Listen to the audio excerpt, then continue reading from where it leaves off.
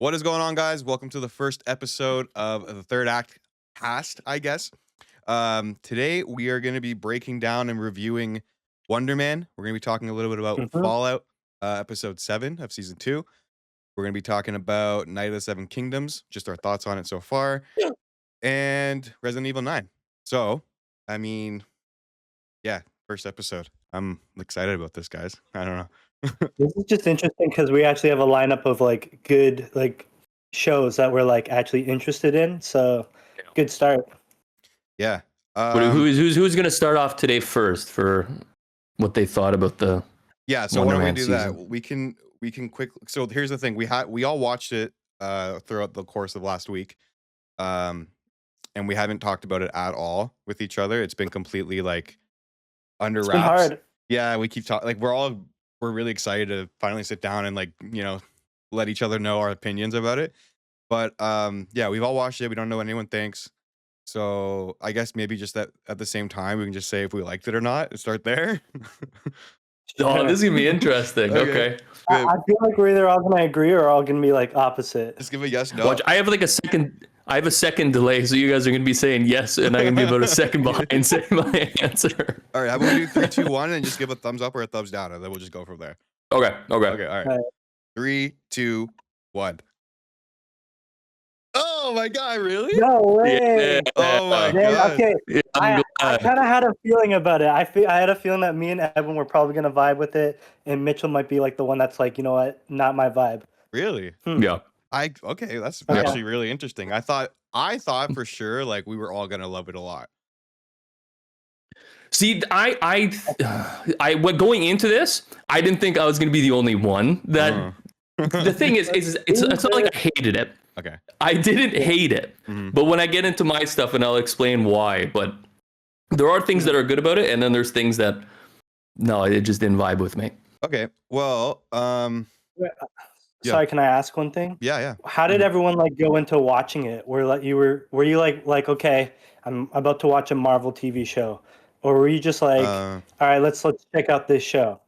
I tried really hard to forget about the Marvel stuff. So when I went in, it was just new show. Let's watch the first episode, see how I click with it, and I went Yeah. from there. I honestly didn't really have any expectations. I wasn't expecting to enjoy it as much as I did, I'll say that. Because obviously, you guys know, I haven't really been a fan of anything coming out since Endgame for the most part, especially not the Disney Plus Hey. stuff. Maybe the only thing I really liked was Moon Knight, so it's kind of hard to Ooh, get excited that's about something like this, especially when there was very minimal advertising. They didn't really market it very much. I didn't even know anything about who Wonder Man was in the comics or what that story's about. Nothing. I had no knowledge at no all. one really does. Yeah. So I mean, yeah, going into it, I was like, let's just check it out. Whatever. If it's ass, it's probably. And I expected it probably to be not that great or just kind of whatever. But yeah, this is it's under the label, I guess, or whatever, or a category for Marvel. Marvel Spotlight. At the beginning, it says that, which is the same as Echo. So I guess that's kind of. Echo released the same way. It was all episodes at once. It was kind of not talked about that much, and it was focused on just one character. And I think it's just a one and done. So I don't know exactly what that means, but it's just interesting that they're both labeled under the same category, I guess, for Marvel. Do you think they didn't market it because they didn't think it was going to do well, so there was no point? Or did you think it was more of a thing where it was, we want it to be completely unknown about what this is, and that's kind of how they went about it? Because I don't know. I don't understand the marketing. Yeah, I think it's what? Sorry, I think it's they didn't think people knew who he was, so it's why put all this energy into promoting it? Yeah. But also I think if they promoted it too much, say Ironheart or something, it gives everyone a chance to just hate on it for weeks and weeks. Shit on it right away. Until it comes out. Where Yeah. this, it's no one knew anything about it, so when it came out, you just watched it and you're all right, and That'd be you smart. didn't have those months of just hating or assuming, right? Yeah. And to me, that it worked on me in that factor. So that's what I think. But I doubt they're that smart. They're not thinking that way. It's a fluke. Well, after seeing it, I understand why they released it all at once, right? Like this is definitely a show that was meant to be binged, like 100%. The weekly releases I wouldn't have agree. worked at all. Yeah. So I'm sure they realized that when they were, making it or when they were done editing it or whatever. They were like, you know what, no one really knows who this character is. No one really is that excited about anything we're putting out right now. Like everything kind of is flopping. So let's just put it out and hope that word of mouth makes it kind of, more of a thing than it could have been. But I mean, overall, the reviews and the stuff that I'm seeing about it, people are pretty satisfied. They're like actually surprised by how much they liked it. How did we all actually like it though? Like we did the thumbs up, but like a little detail. Yeah, so why don't one of you two go through it? Because you guys did the both good. So let's do a good, bad, and then a good after. Okay. Just go through it. Yeah, I again was really surprised by it. I thought it was refreshing. It wasn't like dumping Marvel, lore and all this shit down your throat that you don't really care about. It didn't even really feel a lot like a superhero show. It was very focused on just Simon and Trevor Slattery and his thing, and it almost had like a kind of like not like art house or anything like that, but like kind of like a more serious tone than superhero stuff, and especially MCU stuff in general really has.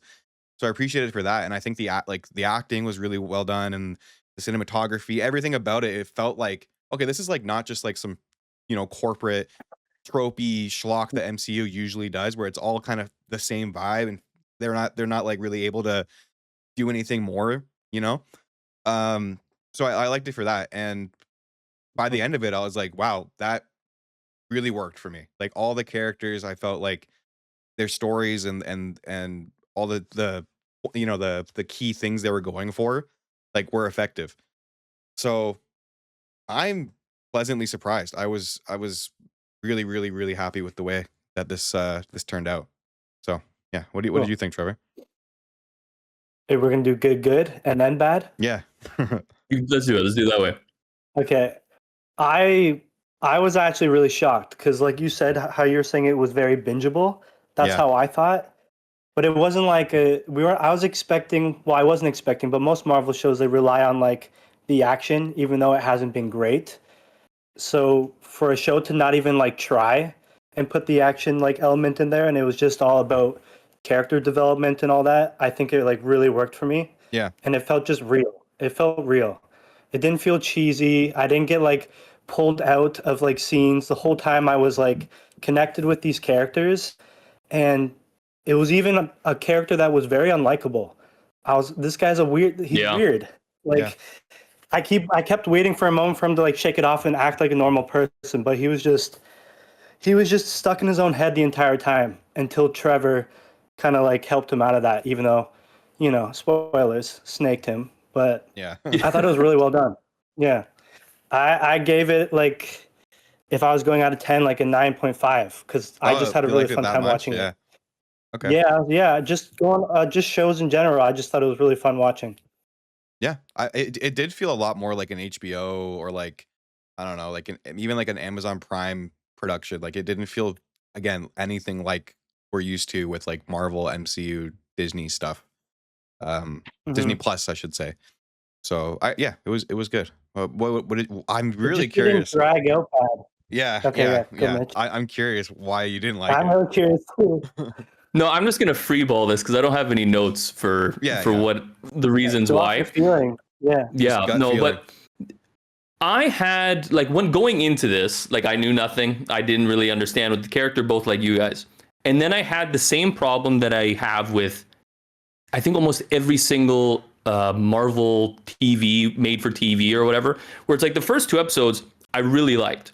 I thought Simon and Trevor did really well together. I think if you were to change those characters in any way, I don't think they would have worked as well as they would have together. But by episode 4, it's the exact same thing that happens with me for every one of these shows, is I slowly get bored. Like things don't move as fast as I want it to. And that's just an opinion of mine. Like I know there's some people I saw online saying like they loved the flow of the show. And like for me, there was and I just, for me, I was waiting for something more to happen because I get it. He's trying to become an actor. He's trying to do all these things. There's the little side things. I enjoyed the scene with him and his family where they went to the party for his mother's birthday and stuff like that.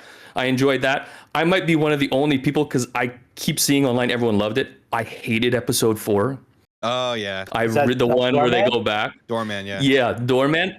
For me, it was just like that whole storyline of that, like, people with superpowers are not allowed to be, like, they're not allowed to be in Hollywood, or they're not allowed to be in the movies. To me, that didn't work for me at all. Okay. Right. And then, in all honesty, the ending of the show, actually, like, I started to come back into it. But every time something would happen, like, I think it was episode 7 where he actually finally loses his shit and everything kind of blows up on set. For me, it was like, that's great, but I would have liked a lot more to happen in that. I would have liked to see a lot more. And maybe because in my head, I'm thinking that I want it to be more of like a superhero thing where it's like it blows up and this big ending kind of happens. Mm-hmm. But also, even in the ending, I did enjoy the ending. He goes and saves Trevor from jail.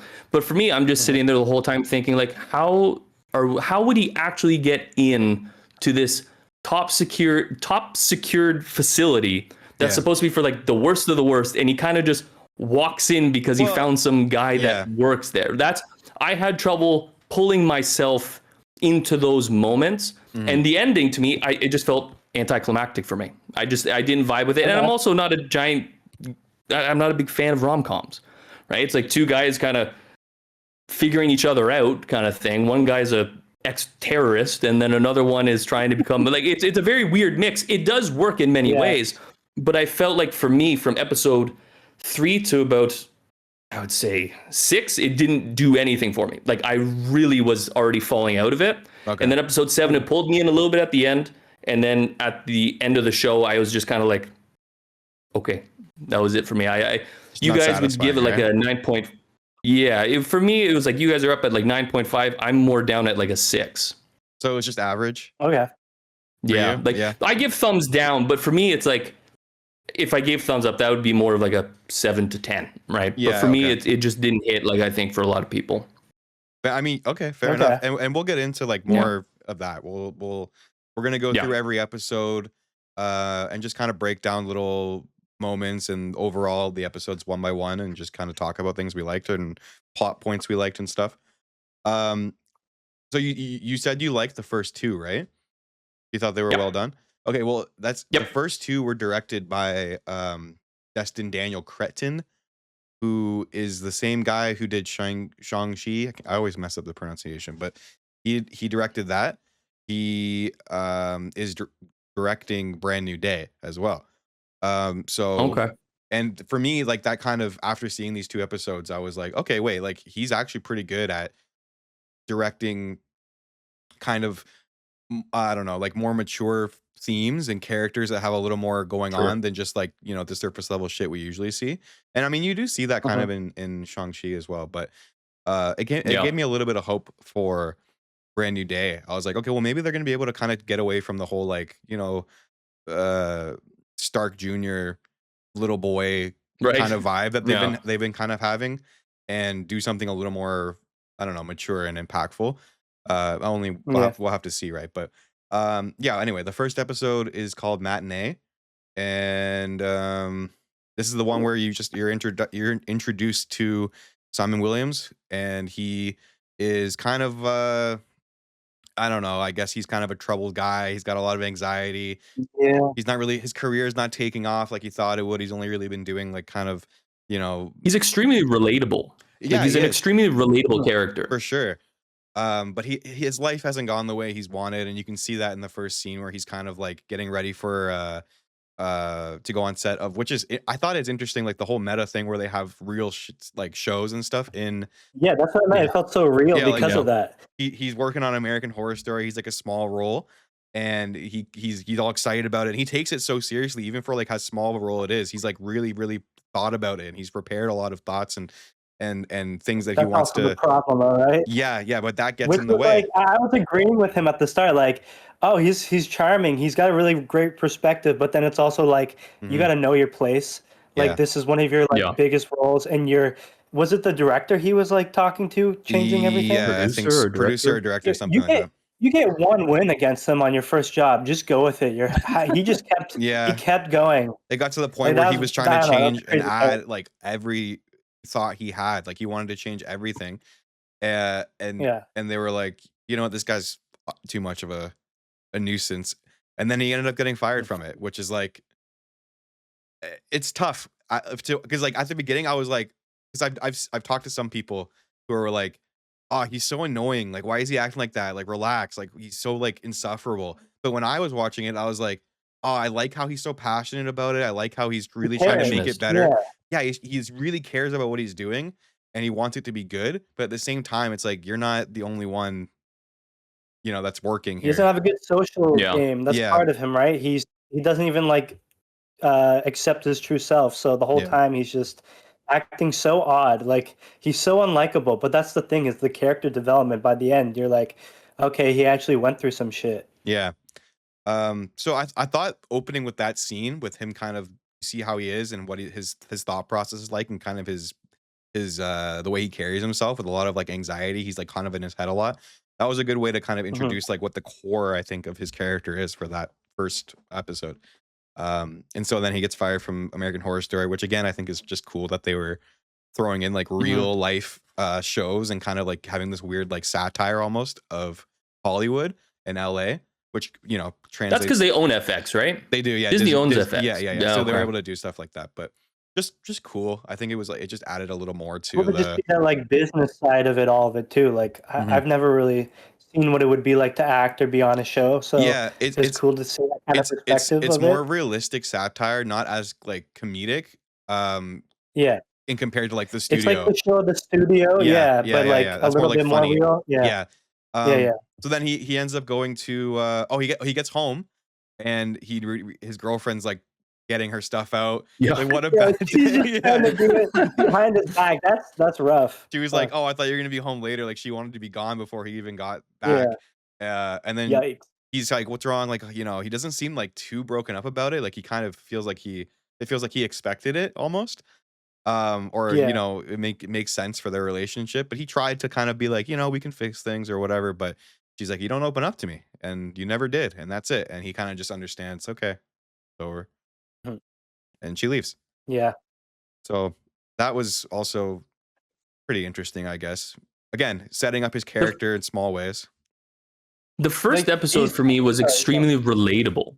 Yes. That was the thing for me. Like watching that, it felt like extremely real. It brought me almost into like Tobey Maguire's Spider-Man. Right, where he's like kind of like this dorky guy that things kind of just go wrong for him all the time. But like it made him feel grounded, like very grounded compared to a lot of the other characters that they're bringing out now. And then he goes on and he goes to see a movie, I guess. He's obviously, like, you can tell right away he's like a big fan of cinema. That's his life. That's what it is. Like, we didn't have friends. That's what he does. The real opening scene, we totally forgot about it.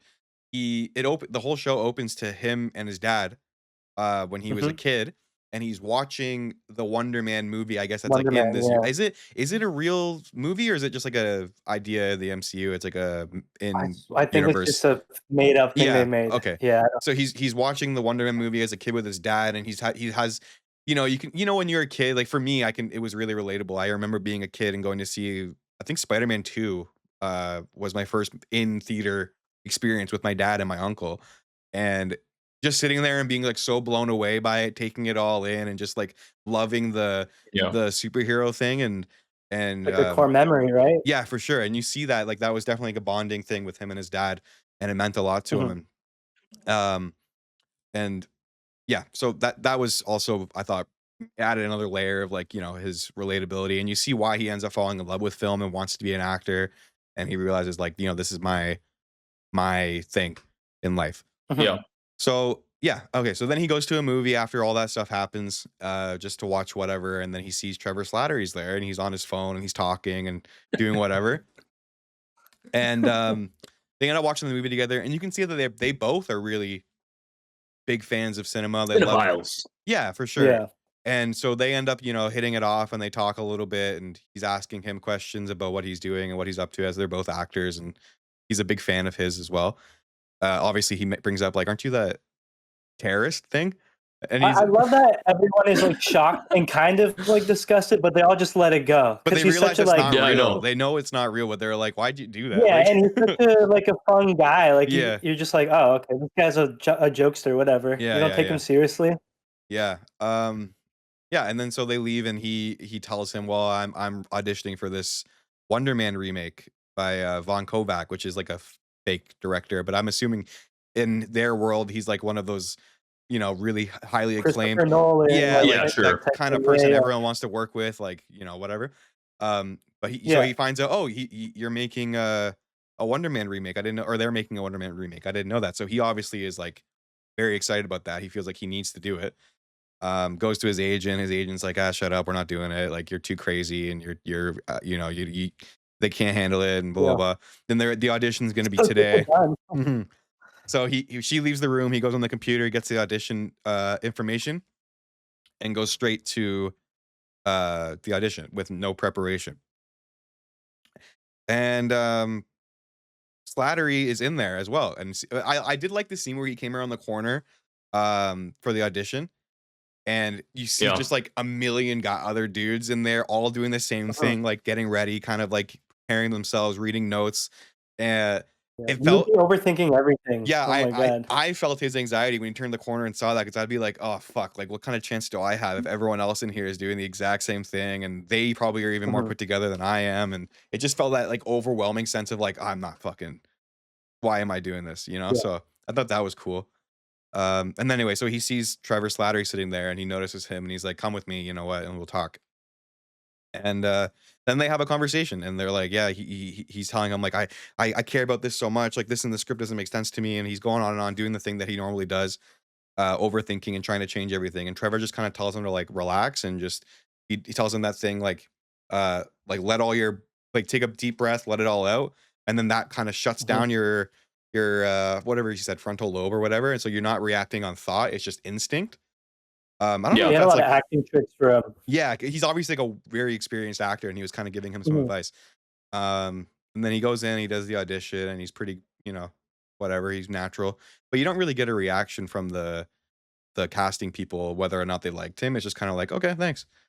But his acting in that scene I was found great. it really hard to watch those scenes too, where like he was being judged. Because Yeah, I'd be looking, I'm like, oh, this is really good acting, but then I'd see like just how they would react or how harsh they'd be, and I'd be like cringing a little for bit. them. Yeah. So I'm like, this would be such a hard thing to do on daily jobs. Trying to get a job for like a movie or TV show, having to do the rehearsal would freak me out. Yeah. This is, but in my opinion, this is where like we differ on things like this.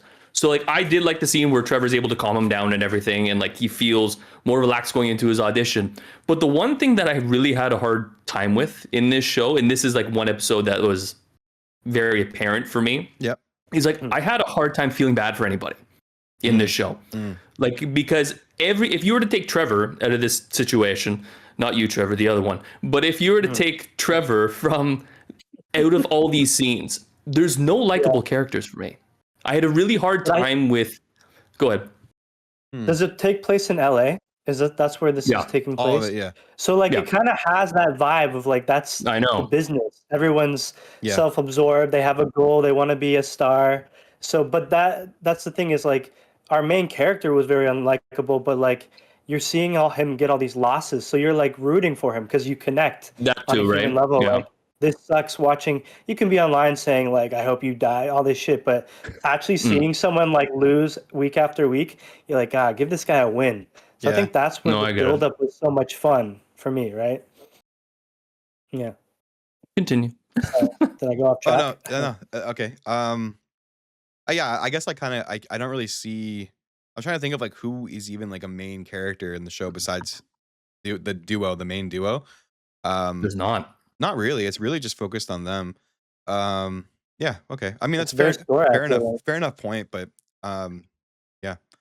Anyway, so they both do their auditions. They go out and have drinks after, and they're talking and kind of getting to know each other a little bit. And then they leave the bar or whatever they're at, and Trevor Mhm. gets a phone call from the guy from Department of Damage Control, the guy from, I think he's in Spider-Man, he's in Miss Marvel, he's been in a few other things. He's like the guy who's basically working for them, and he's kind of like, I guess, a villain in this universe. And he tells Trevor Slattery that Simon is someone they're looking into because he's suspected of having superpowers, and he's dangerous, and I guess for whatever reason they need to like get evidence for him. And Simon is, or Trevor Slattery is like kind of working for them, and he's like, yeah, it's either help us or go back to jail. Yeah, pretty much. He's like, okay, yeah, don't worry, I'm working on it. We went through the audition. We're gonna keep in touch. He's just kind of checking in with him, and that's how the episode ends. Is where you find out that he's kind of being a kind of like a spy or whatever. Yeah. And this whole thing has been kind of set up to track Trevor or Simon. Kind of perfect setup though, an actor being a spy, right? Yeah. So he plays it well. Yeah. So the first episode I thought was really well done. I mean, like it didn't do too much. It just kind of introduced you to the two characters and kind of what they're about. And I thought it was a good introduction. And then we go into the second episode called Self Tape.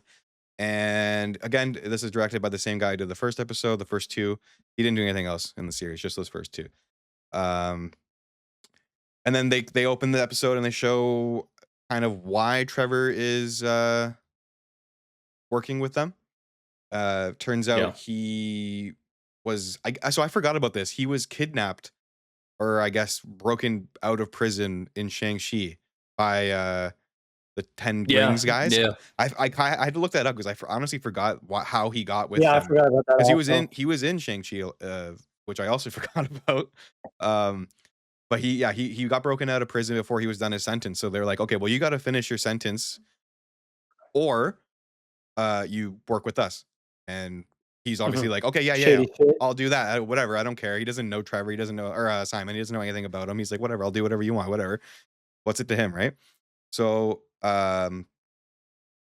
anyway, we that happens. We show that scene, and then his Simon's casting director guy, or his or no, it's not the casting director, his manager, or I guess, is that what they call it? I guess manager tells him, the casting people were impressed with you and they want to see a self tape, and that's kind of what the episode ends up being, where he's going around with Trevor, trying to find a place to film and make a self tape. But the reason why he can't do it at his house, yeah, I did too. But this is the episode where you see the first time like he's getting frustrated with trying to make the self tape like by himself in his apartment, and his powers you start to see what his powers are like and how they manifest themselves. So you can see like he's a very anxious guy. He's stressed out, and his powers get triggered by strong emotion and stress. And he kind of has a hard time kind of controlling them and keeping them contained. And then he has makes it terrifying too. The fact that he's so anxious with that much power. Yeah. You're like, dude, chill. We don't. And again, going into it, I didn't even know. Does this guy have powers? Like, is he a superhero? What is this guy? And I guess it was kind of interesting not knowing anything about it and being fully like along for the journey. Still barely gave us much. No. We don't know how he got it. Yeah. Like we just he has powers. That's it. Yeah. On that point, so I guess he would if he was born with it. Like they didn't really explain his backstory or anything, but I'm assuming if he was born with it, right? Like he would be a mutant then. Correct? I feel like that's the way they're going, because I looked it up and I think they said what's his name? Zemo? Yeah. Yeah. Apparently he does experiments on him to give him those powers. Oh, in the comics? That's in the comics. Oh, okay. Yeah. So this route, the way that they didn't explain it, and he just always had it, and he had a kid had the fire and survived. Nothing was wrong with him. Yeah. I think they're going the mutant route, so we'll see. Honestly, that's more interesting to me than he got powers from fucking whatever. He got like an injection or some shit. I don't know. It's more cool that like he was born with it and he had it since he was a kid, and something bad happened in his life and there was a fire, which we'll get to, but he has like a little moment in his apartment where he kind of has a little mini explosion, and he goes, okay, you know what, I need to get out of the apartment. Trevor calls him and says, let's go and make something happen. And he's supposed to go into his apartment and put like a little thing on his computer to hack it and let the DC, I think it's called DODC. Yeah. Get control and be able to see some of his files or whatever. So they end up not going to his apartment right away. They go around, they're doing certain things, or they go in different places, and it's kind of just interesting seeing their dynamic working together, not knowing each other that well, and nothing's really working out. Me, this was the best episode of the whole series for me. Okay. The first was just the introduction of like the characters and everything like that, and then you obviously see the reasoning behind why he feels these certain emotions and why he reacts the same way with his superpowers. Yeah. And then you also see what you're about to get into is just the build up of these two characters on how they are slowly kind of connecting more and more and more. Yeah. And to me, this was the best episode of the whole series. Yeah, it was a strong one for sure, because you finally get that moment where he's like, well, because he didn't want to do his apartment. He's like, it's a mess in there. He's embarrassed or whatever. But then as they go out throughout the day, they bond a little bit. And then by the end, he's like, okay, you know what? I know a place. Let's go to my house. Let's do it there. And he lets him in a little bit. They do the self-tape. It seems to have gone well. They're both pretty happy with it. They send it off. And then to celebrate, he's like, you know what? Like, let's go get some pizza. Let's do something. But while he's like away in the bathroom doing his thing, Trevor has a moment where he's like, you can tell he's like kind of hesitating, but he's like, because I like this guy. Like, I kind of get to know him a little bit now, and I don't really want to do this, but at the same time, he's like, I have to, right? So he's like, I don't know. He puts the ring down. He gets the access to the computer, the DODC. It works. But as he's in the bathroom, he notices on the wall there's like something covered up. There's like a crack or something. He brings it down. And there's just like huge freaking blast or whatever in the wall. It's all fucked up. And Simon comes back out and sees him looking at it, and they kind of just look at each other. They don't say anything, and they're just like, it's so awkward. He's like, yeah, I like pepperoni. Yeah. He's like, cool. Yeah. And they kind of just realized they both just kind of God. Yeah, they both just kind of look at each other and accept like, whatever. We're not going to talk about it. We're not going to judge each other. Yeah. All good. And that's it. That's that episode. And again, that moment in particular where they kind of bond, he finds out about him kind of being sus with the explosion. He is cool with him knowing. He's like, I trust you enough that you can know that, and we're not going to talk about it. And just good overall, I think, character development and writing in these first two episodes. So and you can see Trevor too. Like, he's still the old Trevor in some ways, where he is able to put the ring on top of the laptop and steal all of stuff. But you are seeing that turn, right? That's the really big thing that I really liked, where it's like that hesitation in that moment where he decided maybe I shouldn't do it, even though he ended up doing it. Yeah. That moment for me was like, that was the turning point for me, for Trevor. That was when the new personality was starting to come in. Yeah. Yeah, I feel like he wasn't really acting as much as you think as he was. Yeah. He actually, everything ended up being real until it got like close where he had to lie a bit. For the most part, they became friends like after that second episode. Yeah. Like they bonded already. Trevor, based on like everything we've seen in the MCU, like obviously he's always kind of just like taking advantage of and used for certain things. And he doesn't really have He much was a of drunk too. Yeah, he was an alcoholic. Yeah, so. he's kind of a guy that doesn't really have everything together, and he's just kind of floating through life, doing what he can to get by. But he's obviously very talented. He's a smart guy. Yeah. So you start to see a little bit more about him, and he ends up, by the end of this, becoming like a very interesting and kind of tragic character overall when you look back at everything. Yeah. But anyway, so that's the second episode. We'll go into the third, called I don't know how to pronounce this. It's like a city or a town, I guess, in LA called Pacomia. I don't know. That's what the episode's called. Pacomia. No idea. Pacomia. Sounds like a delicious dish. And this is the episode where they go to Simon's mom's birthday, right? I think it was her birthday, right? Yeah. Okay. This is where it fell off for Mitchell. I hate family stuff. So this is the episode where they go to the birthday party. And you start seeing more of Trevor's backstory, or sorry, my God, Simon's backstory, and kind of like his family life and what that's like. And they all speak like Haitian Creole or Creole. How do I say it? Creole, I think. It's like the same thing they speak in. It's like the same kind of like sub language they speak in like Louisiana, where it's kind of like French influence a little bit. Sure. Anyway, it doesn't matter. But it's just cool to see like a little bit of culture in there. I don't know. I thought it was interesting. It was just something, kind of giving a little bit more detail and life to his like story and his character in general. So he's going to the party with Simon, and he's got a wire on him so he can kind of gather more information. And everyone there was kind of like weirded out at first, like, why is he here? Yeah. Like, who is this guy? Yeah, they don't know him, and especially coming from Simon, right? He doesn't have friends, so it's weird. Yeah. But then his brother, Simon's brother Eric, is like a little sus of him, and also you can tell he has like this weird like kind of beef with him or resentment. And his brother's like, a prick. yeah, they don't really get along, but everyone else is okay. And they're at the table and they're talking, and he's kind of calling him out, like, oh, like you still doing this film thing? You're still trying to be an actor or whatever? And he's like, yeah. He's talking about how we got an audition for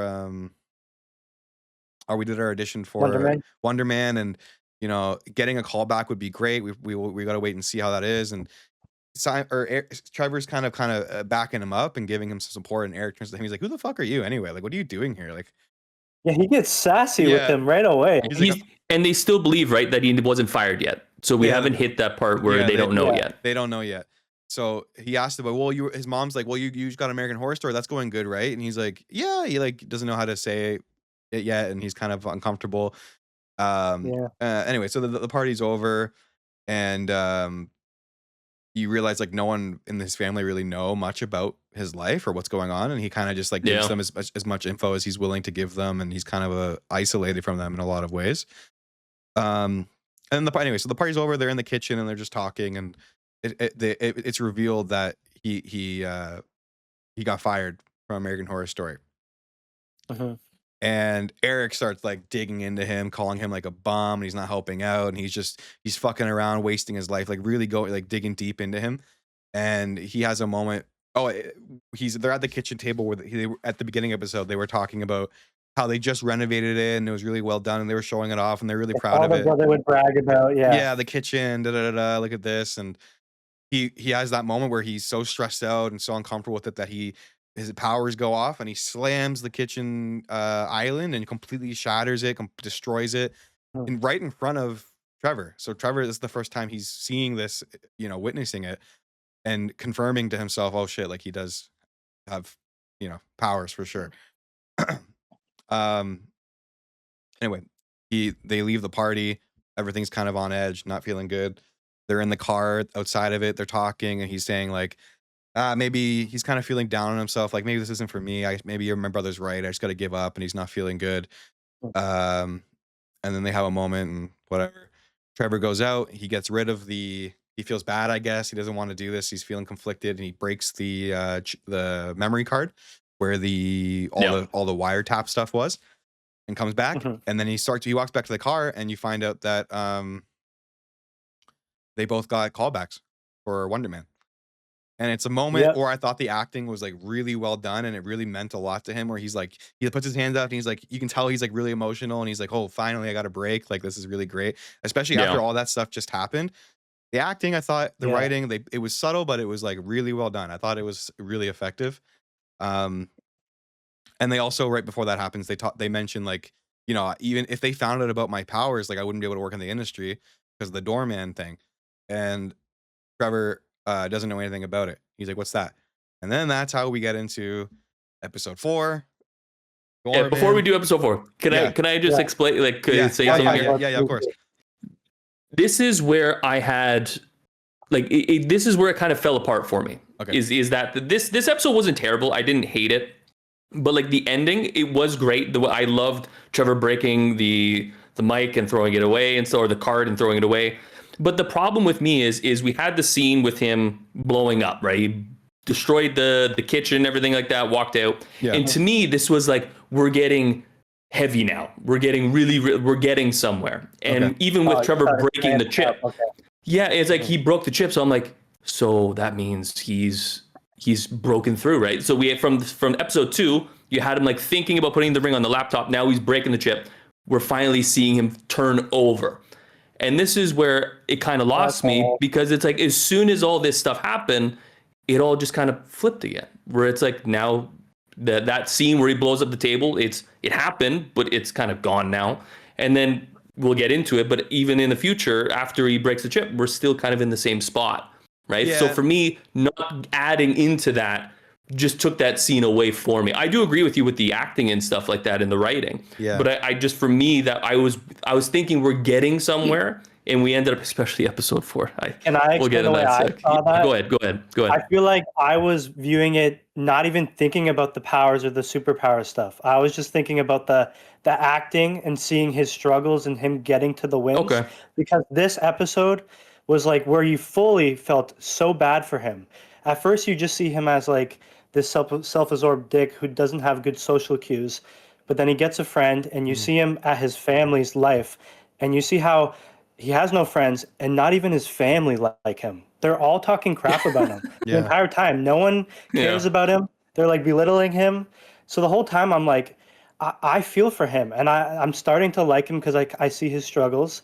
And by the end of the episode, and I feel like one of the best scenes of the whole series was in that, I think it was that episode, it was in the kitchen with Trevor and his mom.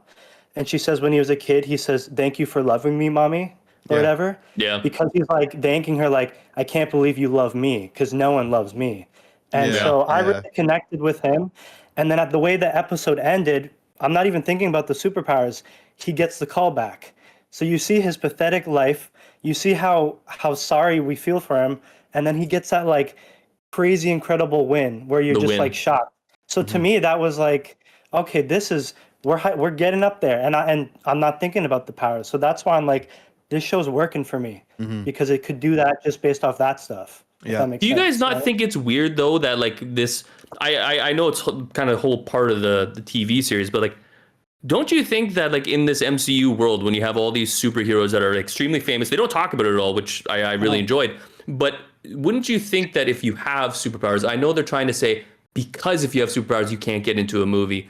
To me, it just didn't make sense. To me, like in my head, or how I would interpret it, like if I was making the MCU, is like, because you're so famous, every single person on earth would want you in their movies. Yeah, but that's you know what I mean? Like then they explain that in the next episode that it's like an insurance thing, where they're like, and it didn't help me at all. Well, okay. I think they're just making it simple. They want you to move on. They're like, it's just a safety thing.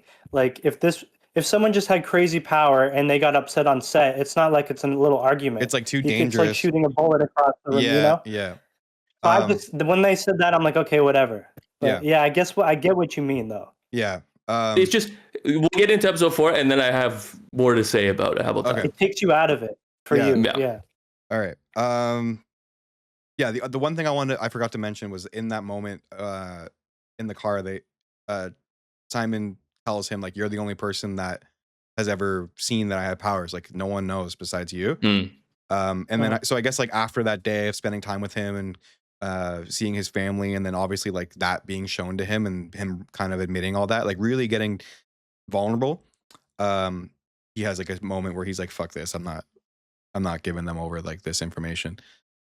Maybe just to buy himself more time to figure it out, or because you can tell he doesn't he's being forced to do it, but at the same time he doesn't really want to, and he's like actively trying to look for ways to like keep them happy but also not be a total like asshole to Simon. So that's cool.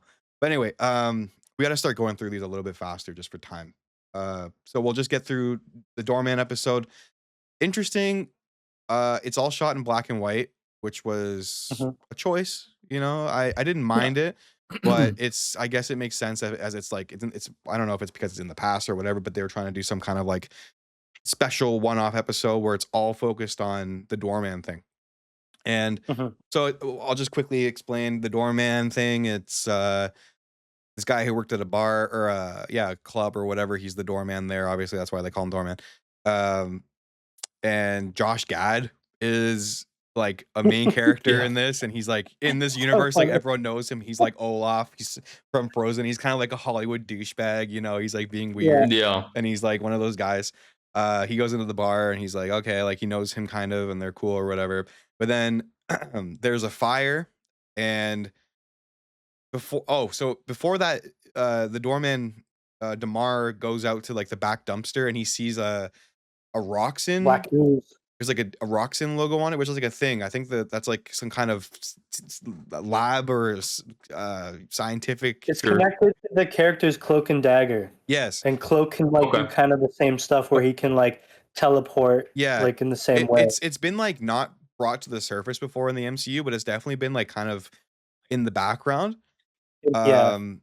But yeah, he touches some like black goo or whatever, and he gets this ability where he can kind of balls. phase through things, and he's like kind of, I don't know, like he's able to just move through objects in solid matter. Human doorman. It's such a weird power. So the reason, so then he has his powers. He comes back and he knows there's a fire going on, and he doesn't know what to do. And he's kind of freaking out. He doesn't know how to use his powers yet, and he's able to kind of go halfway in between the door and the outside and the inside, and be like kind of like the door, and let everyone in the club go through him to get out and save them.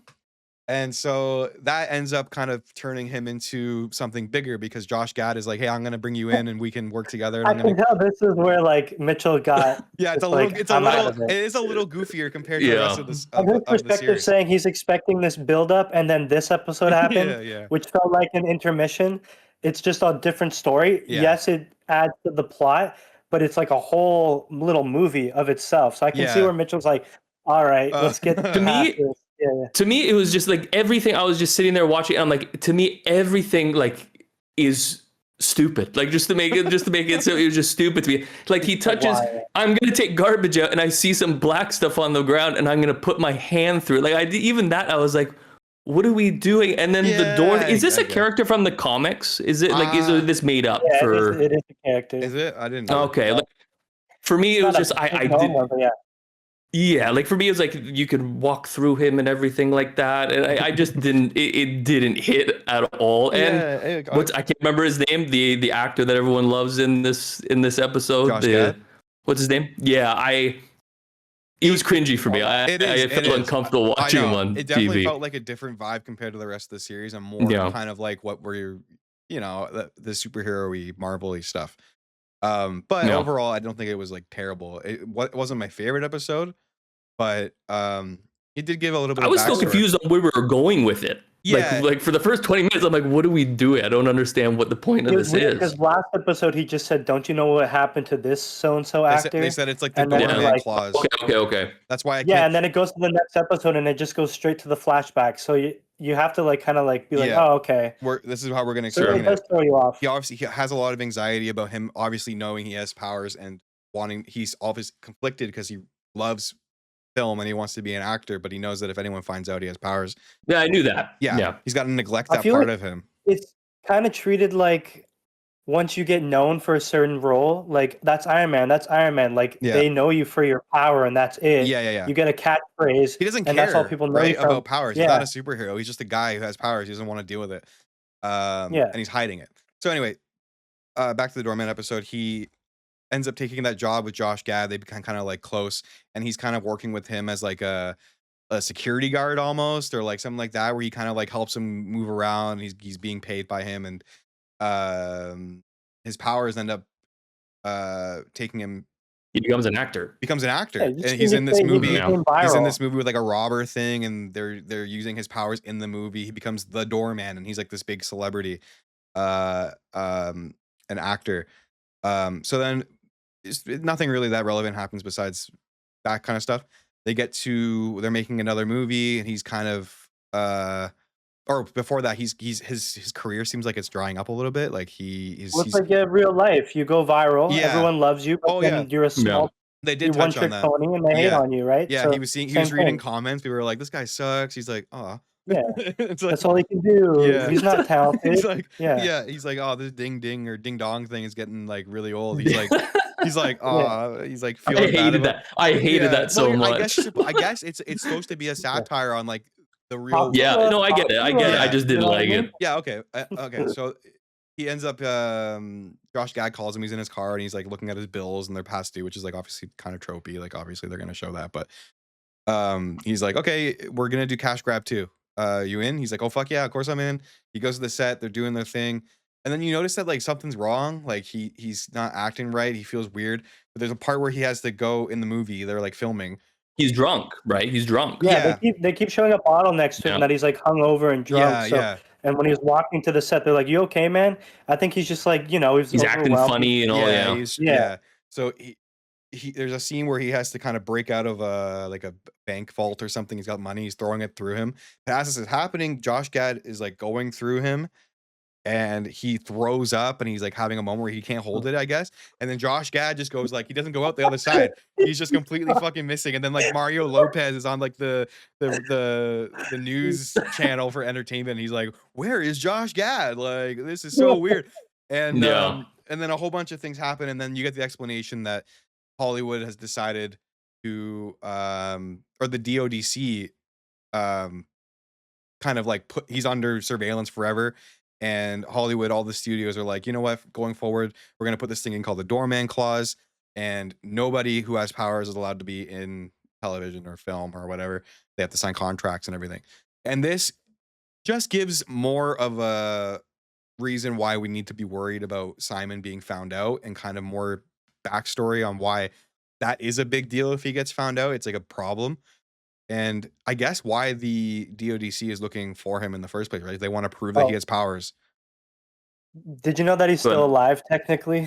Yeah, he's in like some weird place, right? Like apparently if Doorman is still alive, he's still alive. So there could be eventually a scene in the Marvel universe where he just comes back out and he's like, what the like, oh, they were saying something about Cloak and Dagger also being in this like weird universe, right? Like this like multi, apparently the powers are like connected. There's like there's like some dimension they go into. Yeah. I'm not I don't know much about it, but I just noticed that there was something about something there. Yeah. But anyway, that doesn't make sense to me. Okay. Sorry, to me it doesn't make sense, because like for me, and like just like the history of Hollywood, like all the stuff that has happened when it comes to people dying on set or people having horrible things happen to them, getting maimed, killed, whatever. This is the one time where someone with a superhero or superpowers accidentally, he's not dead, but I guess they don't know, right? It's just, but to me, it's like it doesn't make sense where it's like you have all these people in Hollywood history. I don't know if it's changed because it's in the MCU, but it's like many people have died in the Hollywood industry. And this one moment is the thing that's going to keep superheroes forever not being in movies. I guess it's because those are human errors. Civil War and everything, right? Yeah. I think they don't want to deal with like any complications with superpowers being involved with like normal people, because you never know what could happen, right? It makes sense. It makes sense to me, but I do understand why you're not buying it, which is for me it took me right out. It was the opposite of what I thought it would have been, like in the MCU world. Like you thought we were getting like a realistic thing, and then it doesn't feel realistic because I just thought because you have, I can't remember which one it is, but when you have like Captain Rogers, like Captain America on stage on a play or something like that, and he has to do all this stuff for the TV to kind of, I don't know, to advertise him, right? Yeah. And to me, it's like, that's what I'm thinking, where they would want to use all these superheroes to make a ton of money, because that would make sense. They did, and they had plays and stuff too, where all the superheroes were part of that, and it was like... which that's how I understand. Yeah. But for this, I didn't understand why we went to the arena of they're no longer allowed because something happened. When did this take place? Like It takes place 80s? What, the doorman thing? Like this episode, doorman. No. It would have taken place. No, like this whole like doorman clause would have been like kind of recent, right? Because he's talking about Frozen and stuff. Still, they just made it black and white. Yeah, when you think about it, I guess it's just a stylistic thing, but it wouldn't have been like super far in the past. No. But this is what I mean, though. Like for me, it's like, I don't know. Like we have things that happen all the time, even now, that people die on set by accident, and it's like we made. I don't know. That's just me. Okay. Let's get into episode 5, found footage. This one, they're at like a bar celebrating their callback. The camera and everything. So they're at a bar celebrating the callback, and they're excited, and they're having a good time. He's ignoring calls. Trevor's ignoring calls, and he's like, whatever, we'll deal with this later. There's no big deal. They go out into the alley or whatever, I guess, and there's like some guys that come up to them from Trevor's past, saying that, you know, back then when you were like all out of control, you owe us a lot of money and for the drugs or whatever he was doing. And he's like, he's blackout, he doesn't remember. He's like, I don't know who you are, I don't know anything. He's like kind of making jokes, and he's like, you know, just the way he is, kind of like aloof about everything. But then it gets like really real and serious, and he's like gonna kill him. And so Simon obviously has to step in and use his powers a little bit, and he fights the guys off, and it's all good. But then it's all over. They're like, oh man, I hope no one saw that. But they look down the alleyway, and there's a kid with like a bike, with a GoPro on his helmet, just staring at them, and they're staring back at him, and they're like, do you think he saw? Do you think he knows? And they're just like going back and forth, and they realize like he definitely fucking recorded that, and then he rides off. So they're Wait, did you guys like that little sequence, the action scene? Yeah, it was all right. It was pretty good. I thought it was done like pretty well. Yeah, like, it was, so what it was we fine. got, it was quick, but it was well done. Yeah. So wait, okay, hold on. There was a scene. Now I'm forgetting what episode it was. I think it's the one where he's driving. This is like I'm going way back for a second here. There's a scene he's driving to. I think he's rushing to get to the audition, and there's a scene where it's like mounted in the front of his car. Half of the screen is like him in the car, and then the other half is like the road, and he's just swerving through traffic talking. I just wanted to say I thought that I was smiling when I was watching that. I was like, wow, like we're doing something. That was episode 1 or 2, wasn't it? I think it was one. I think it was 1. Yeah. When he was going to the audition, he was like rushing to get there in his car. Yeah, I like that a lot. I thought, okay, so this is just another thing I want to quickly mention because I forgot. I remember watching it and I was like, oh, I got to talk about that. Just I was like, okay, this is different. Like this is something, well made. You're not getting a bunch of cuts. Yeah, like it actually looks. It's like they're holding the camera on it. It looks good. It's like very well lit. I was wondering if the whole thing was shot on film, which it wasn't, but it has that kind of vibe where it's like the lighting and the warmth of it and everything. But anyway, it looked like a movie. It did. It was really well done. Like I said, it looked a lot like an HBO or an Amazon production or something that was like, people generally think are like higher quality, anyway. And it made you feel him, right? It made you feel the same way as he was, because you're feeling anxious just because of the way they shoot it. Yes, right. Exactly. Because you're feeling anxious as he's going, and it's like that's why I loved episode 1 and 2. Is like you felt a lot of what he was feeling. Exactly. So that scene, you're right, 100%. Yeah, no, I like that a lot too. This episode was all like anxiety driven. Yeah, that's all it was. Yeah. Yeah. So then we get, again, this is time back. You get a little bit more of that anxiety here because they start chasing that guy down. They're trying to get a hold of him. And they're driving over the sidewalk and doing all this stuff, and they're anxious to not have that footage leaked. They catch up to him. They start talking to him in the bar or the club or whatever, and they're saying that they make a deal where he's like, we don't have a choice. He's like, you're gonna go like to these people that did me wrong, and you're gonna scare them up a little bit, and then I'll delete the footage. So they go to the guy. That's kind of stupid, by the way. Yeah, it's very simple. They're both just like, okay, whatever. We got to do this quickly. Like it's like a side plot. They go to the guy's house. You think it's like a drug dealer or something, or like they're like doing some illegal stuff, but then you realize like they're just making candy, like Mexican candy. And it did look like they were making meth up in there. He's like, what are you guys doing? He's like, oh, it's chamoy. Like we're making peach ring candy. It's like, and he tries it, and he's like, oh, this is good. I like it. He's like, oh, I gotta try it.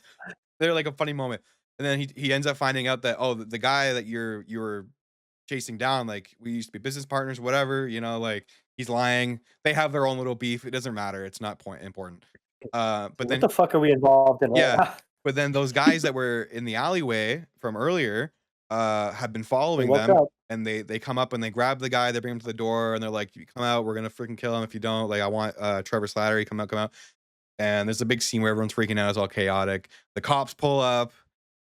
They have a moment where they can kind of just get away, but then they realize that all they need is the GoPro.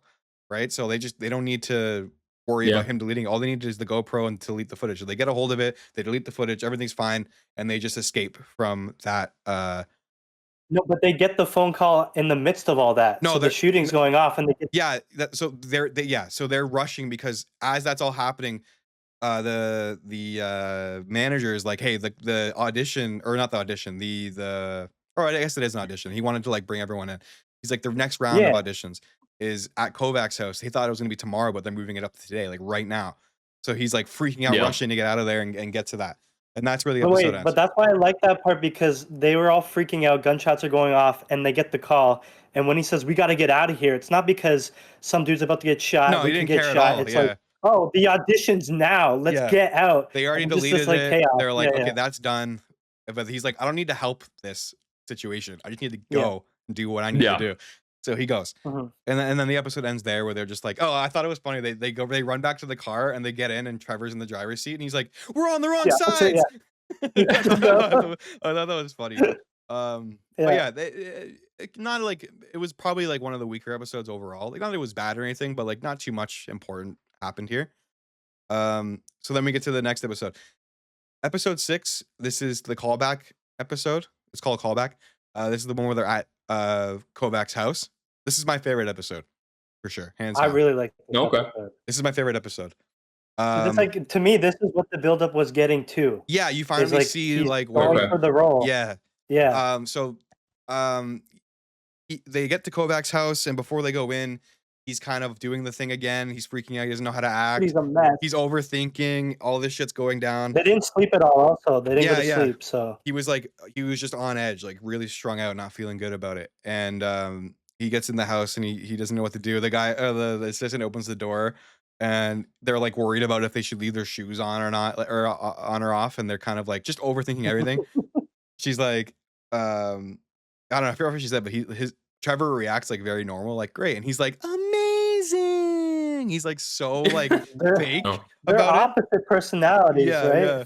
He's like trying too hard, which is a classic for his character so far, right? So yeah, hard to watch. Yeah, just like you're like, come on, man, relax.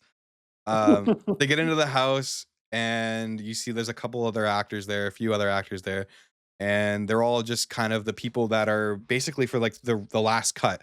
Kovac, the director, wants to meet them all and kind of run these like little I guess like performance auditions and just feel out who he wants to be the best. He pairs them up into little groups to see their acting, just like improv stuff. Slattery does a good job. He like impresses everybody, and the director's like, cool, yeah.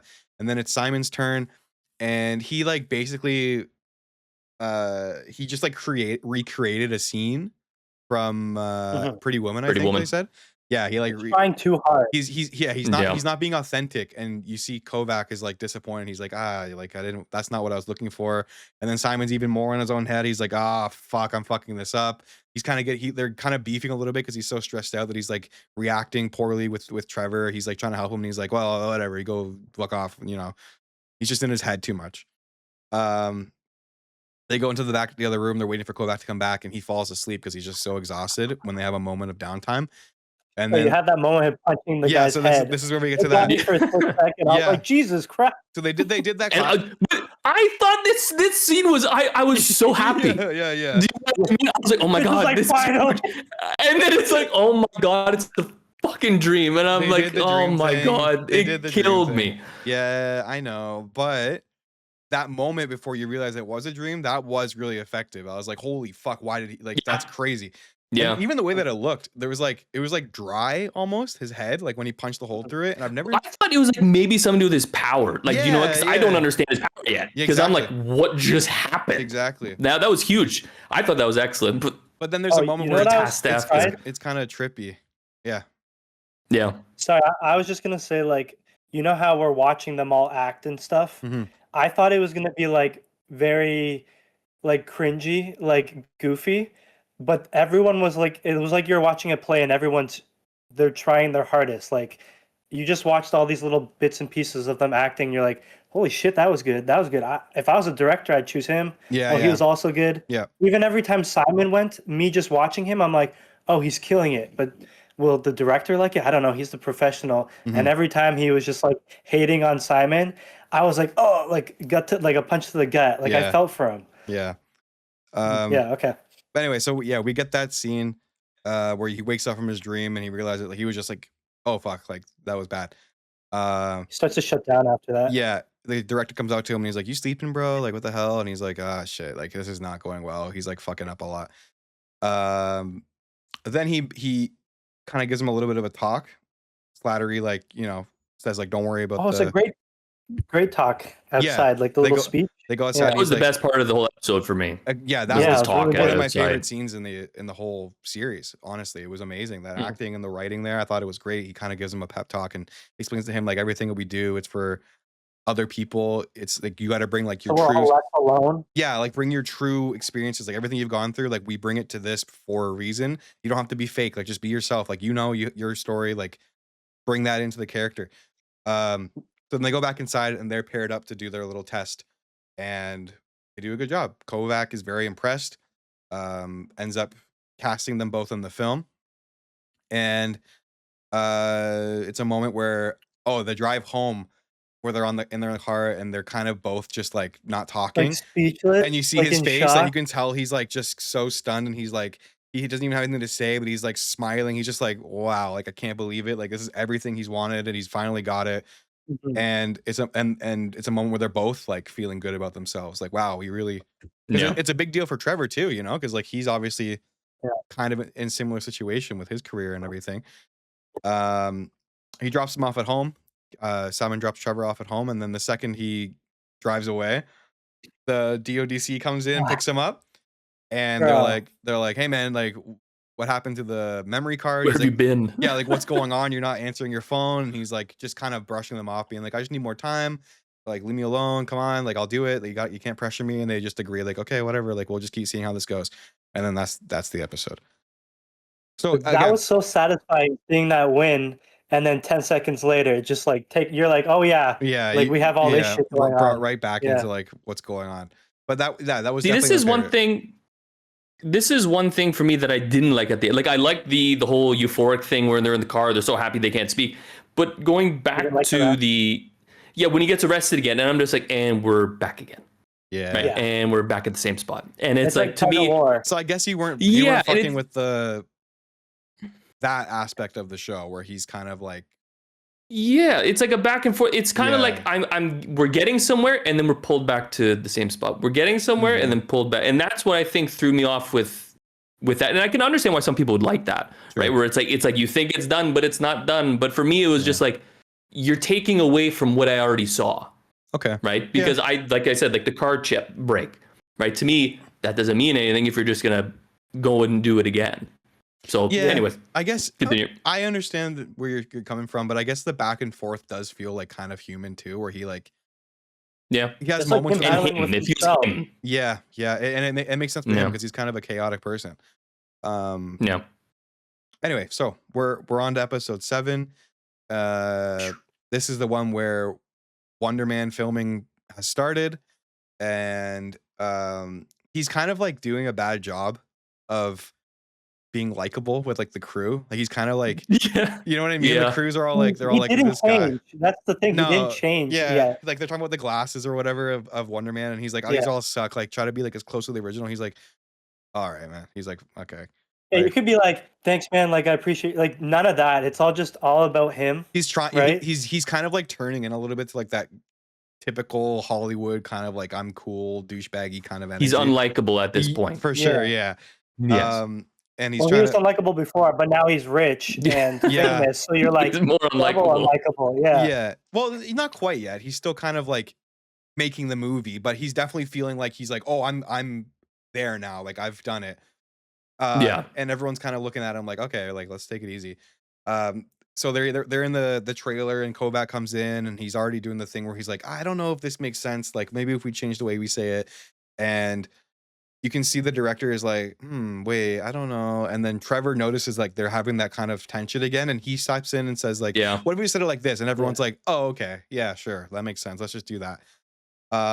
Trevor is like his good side personality. Like he saves him through all that social awkwardness. Yeah, he's just like an observer, and he can tell when it's time to like kind of help out a little bit, alleviate some of that tension that's going on.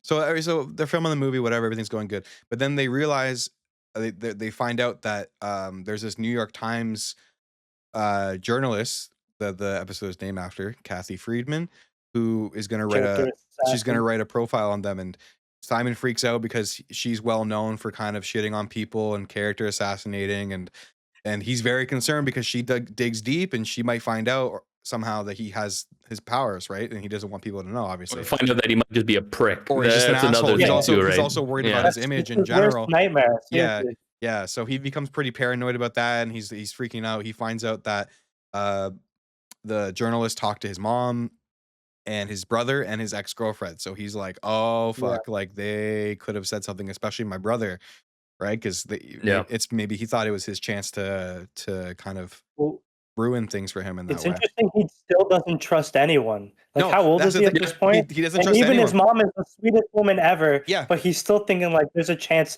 she could speak about this one thing. He It's trusts. like, bro, you gotta, like, trust some He people. only trusts Trevor, right? Yeah. At this point. And so they end up talking, and he calls his mom and his girl, or no, he first calls his mom, and his mom's like, "Oh no, I didn't say anything, and you don't have to worry about it." He goes and meets up with his ex-girlfriend. I thought this scene was pretty interesting, where it's revealed that she knew that he was different, she says, which also kind of makes me think, since she said that wording, like, you're different, it's more of like a mutant kind of thing, because that's so like mutant for language, you know what I mean? The different. I think she just means, like, you have powers. That's and there's this like this thing they've mentioned before, where he was young, the DODC knows about it, where there was like a fire and he was the only one that got out of it or whatever, and it doesn't make any sense, and it's not explained, but I guess we're alluding to maybe he had like one of those moments where he broke out, and I think his power started the fire. Yeah. He brother's like, you're old enough to know how to work the stove. What the hell? So I think it was just a freak out. And that's what happened. Something like that. I kind of like how they don't dive super deep into that, by the way. I think it's interesting. But keeps anyway, it grounded. Yeah, you don't need to. Like, we get it, you know? You get it. Yeah. We didn't need like a full episode about his childhood or whatever, you know? Like, that was cool. Yeah. I feel like this episode, though, like when he was talking to his ex-girlfriend, like the whole time you're watching him finally get these wins, and you think he changed a bit, but I think when he starts talking to his ex, you realize, like, he didn't really change. He's just now getting what he wants, and he's still, even though he's got a good friend, he's got the job, he's still self-absorbed. He's like starts talking about his career right after she said, "I finally got the role." Yeah. So you realize, like, I thought he was a good person, but he's still kind of a shitty person. But he does until later in the episode. He does say in that moment, he realizes that he did that, and he's like, "Damn." He's self-aware. He's like, he hasn't changed he's yet. like, he's trying, but he's trying. Yeah, he's like, trying. he's like, damn, you know. He's like, I am trying to open up more. I'm trying to be more aware and better and overall and just whatever. But this is definitely a moment where he realized, like, he is trying to, work on himself, but at the same time, he's in a place where he's never been before, and there's a lot of pressure on him, and he's finally getting everything that he wanted. So it's like a weird, conflicting place that he's in. Anyway, so Vivian, his ex-girlfriend, says, "Yeah, I didn't tell them anything. I never would. Like, don't worry, your secret's safe with me. I already knew anyway, and that's the reason why we broke up, is because you didn't want to you wouldn't trust me enough to tell me, and you're so bottled up. Then that's your main problem." And that moment gives me a realization, like, yeah, you know what? Maybe I should be a little more open with people and let people in, and not have to be so guarded and whatever. So,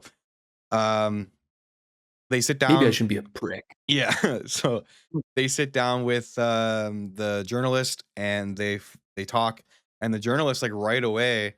Oh, first of all, she says, "Oh, I talked to Eric, and he was actually like super nice and like supportive, and had nothing negative to say about Simon." Which he was like, "Okay, that's weird." Yeah, shocked about that. Yeah, he's like, "Okay," but then he immediately starts grilling Trevor about his like arrest, and saying like, "Well, the DDC like went, or DODC," which I wasn't expecting. I thought she was gonna grill his ass. She's going straight for I thought everyone forgot about that. Yeah. So she's like, "What the hell? Like, what's that about?" And Simon's looking at him like, "What? The DODC was after you?" And he's like getting a little like worried about that. He's like, "What are you talking about?" And blah blah blah. And then they just leave the table, and he's acting like this is like a moment where he's like been revealed, kind of, in a way. Like, obviously now there's gonna be questions. Yeah. Simon puts it together. Yeah. So they go into the trailer, and Simon's like, "So what the hell's going on?" Like, and at this point, they're obviously very close, and they've gone through things together, and this is the only person that Simon really trusts. So to find out that he finally tells him, like, he's honest. He's like, "Yeah, like, this is what's happening, but like, I didn't know you at first. It didn't matter, but like, he's just honest about it. He's like, this is the situation we're in." And that really upsets Simon. He's like, "You're the only person I trusted. Like, all that shit we did together, it's all a lie. Like, we're finally here, and it means nothing to you," and blah, blah, blah. And I love this. Yeah. So then he finally has that moment where he can't do anything. He's just so overwhelmed and bothered by it that he starts walking down the set. He's like freaking out. He goes into the sound. That's a 16. Yeah. The way it is. It's amazing. It starts amping up more and more, and everything behind him is like moving. Creepy. I was like, oh. And we don't know exactly how powerful he is, like how bad It works. Yeah, right. So Just that he controls ionic energy, whatever that means. I ain't no scientist. Yeah. It They sounds explained that in the powerful. last episode, kind of like what his powers are. They understand, but he ends up going into the middle of the set or whatever, and huge explosion blows up the whole freaking thing, and everything's messed up. And that's the way the episode ended. So, and this for me is like this. The whole episode to me was okay, Yeah. and then the last like 15 minutes, I'm like, oh, we're getting somewhere now. And then when the explosion happens, I'm like, holy shit, this is it. Like we're about to see all this shit happen, and then And it brought you down again. yeah, then I'm like, and I'm back to where I was before. okay, yeah. I really loved it though. I loved that scene. I thought that was really, really, really well done, Yeah. and the acting with it too was great. Oh yeah, for It's sure. interesting is it's the same thing the characters are gonna do in the movie, where they're best friends. And what's the guy he plays, Barnaby? Yeah. Does the same thing. He betrays him. Yeah. So exactly the same thing. So in a way, it does help him with his performance later on. So Yeah. that was interesting. Yeah. So yeah, we're on the last episode now, Yucca Valley. Simon, after the explosion, just goes home, and he's just kind of waiting at that point for them to come after him. He thinks it's done. He He's thinks like, it's over. he's just like, I'm fucked. Like, So do I. yeah. Well, you And, can like, even hear the helicopters up top, right? Yeah, Like you can hear them going over him. Yeah, and he's like watching the news, and they're like not sure who it is, but they're like investigating, and he's like, I'm just gonna basically sit here until they come to my house and arrest me, I guess, or whatever. Calls his mom, pretty much saying goodbye because he thinks he's done for. Yeah. And then Trevor calls him and says like, hey, I'm sorry, like I didn't mean for any of this to happen. Like you're a close friend of mine, and you were good to me, and like you need to go out and like do your thing. Like I'm not gonna fuck you over, even though like that was what I was doing. He wants to make right. And you find out that he like kind of brought back the Mandarin thing. He's a terrorist. Oh, and that shot, oh my god, that shot where he's doing his like tape for the Mandarin, and it's only focused on the viewfinder and keeps zooming into it slowly. You can't see what he's actually doing. You're only seeing the viewfinder angle of it. Yeah. That stuff like that, I really appreciate, just like, you know, creative and interesting filmmaking and just cinematography in general. I just thought it was really, really cool and like effective. But yeah, so then great moment for Trevor, by the way, though. Like he did the one thing that could have redeemed the friendship, which is like the most ballsy thing ever. Your life is ruined with pretty much. It was already ruined. Terrorist one time, being a terrorist the second time. And that's why and having an actual explosion. Yeah. That's why I said I think it's tragic that at the end of it, you start seeing him kind of like become a better person. He's got a friend, and he's got a movie. Man. He's got everything's kind of going his way, but then at the end of the day, his past is never really gone, and he's got to deal with this. And he realizes, I'm not gonna fuck over someone that like I actually care about like this, and my life is fucked anyway. Like I was just gonna go to jail or whatever. I didn't have anything going for me, so I'm gonna just basically like sacrifice his life and his career to keep Simon's secret. That's awesome. So he ends up admitting and making like basically like another terrorist thing where he's like, the whole thing was a lie. I really am the Mandarin, and he's kind of claiming insanity or whatever he's doing, but he's basically taking ownership for it and saying that he blew it up. And so I'm curious, like, Mitch, did this work for you? Did you buy it, or it bothered me a lot? Or you're like, no fucking way they would buy that. Like, no one's gonna be like, well, no, okay.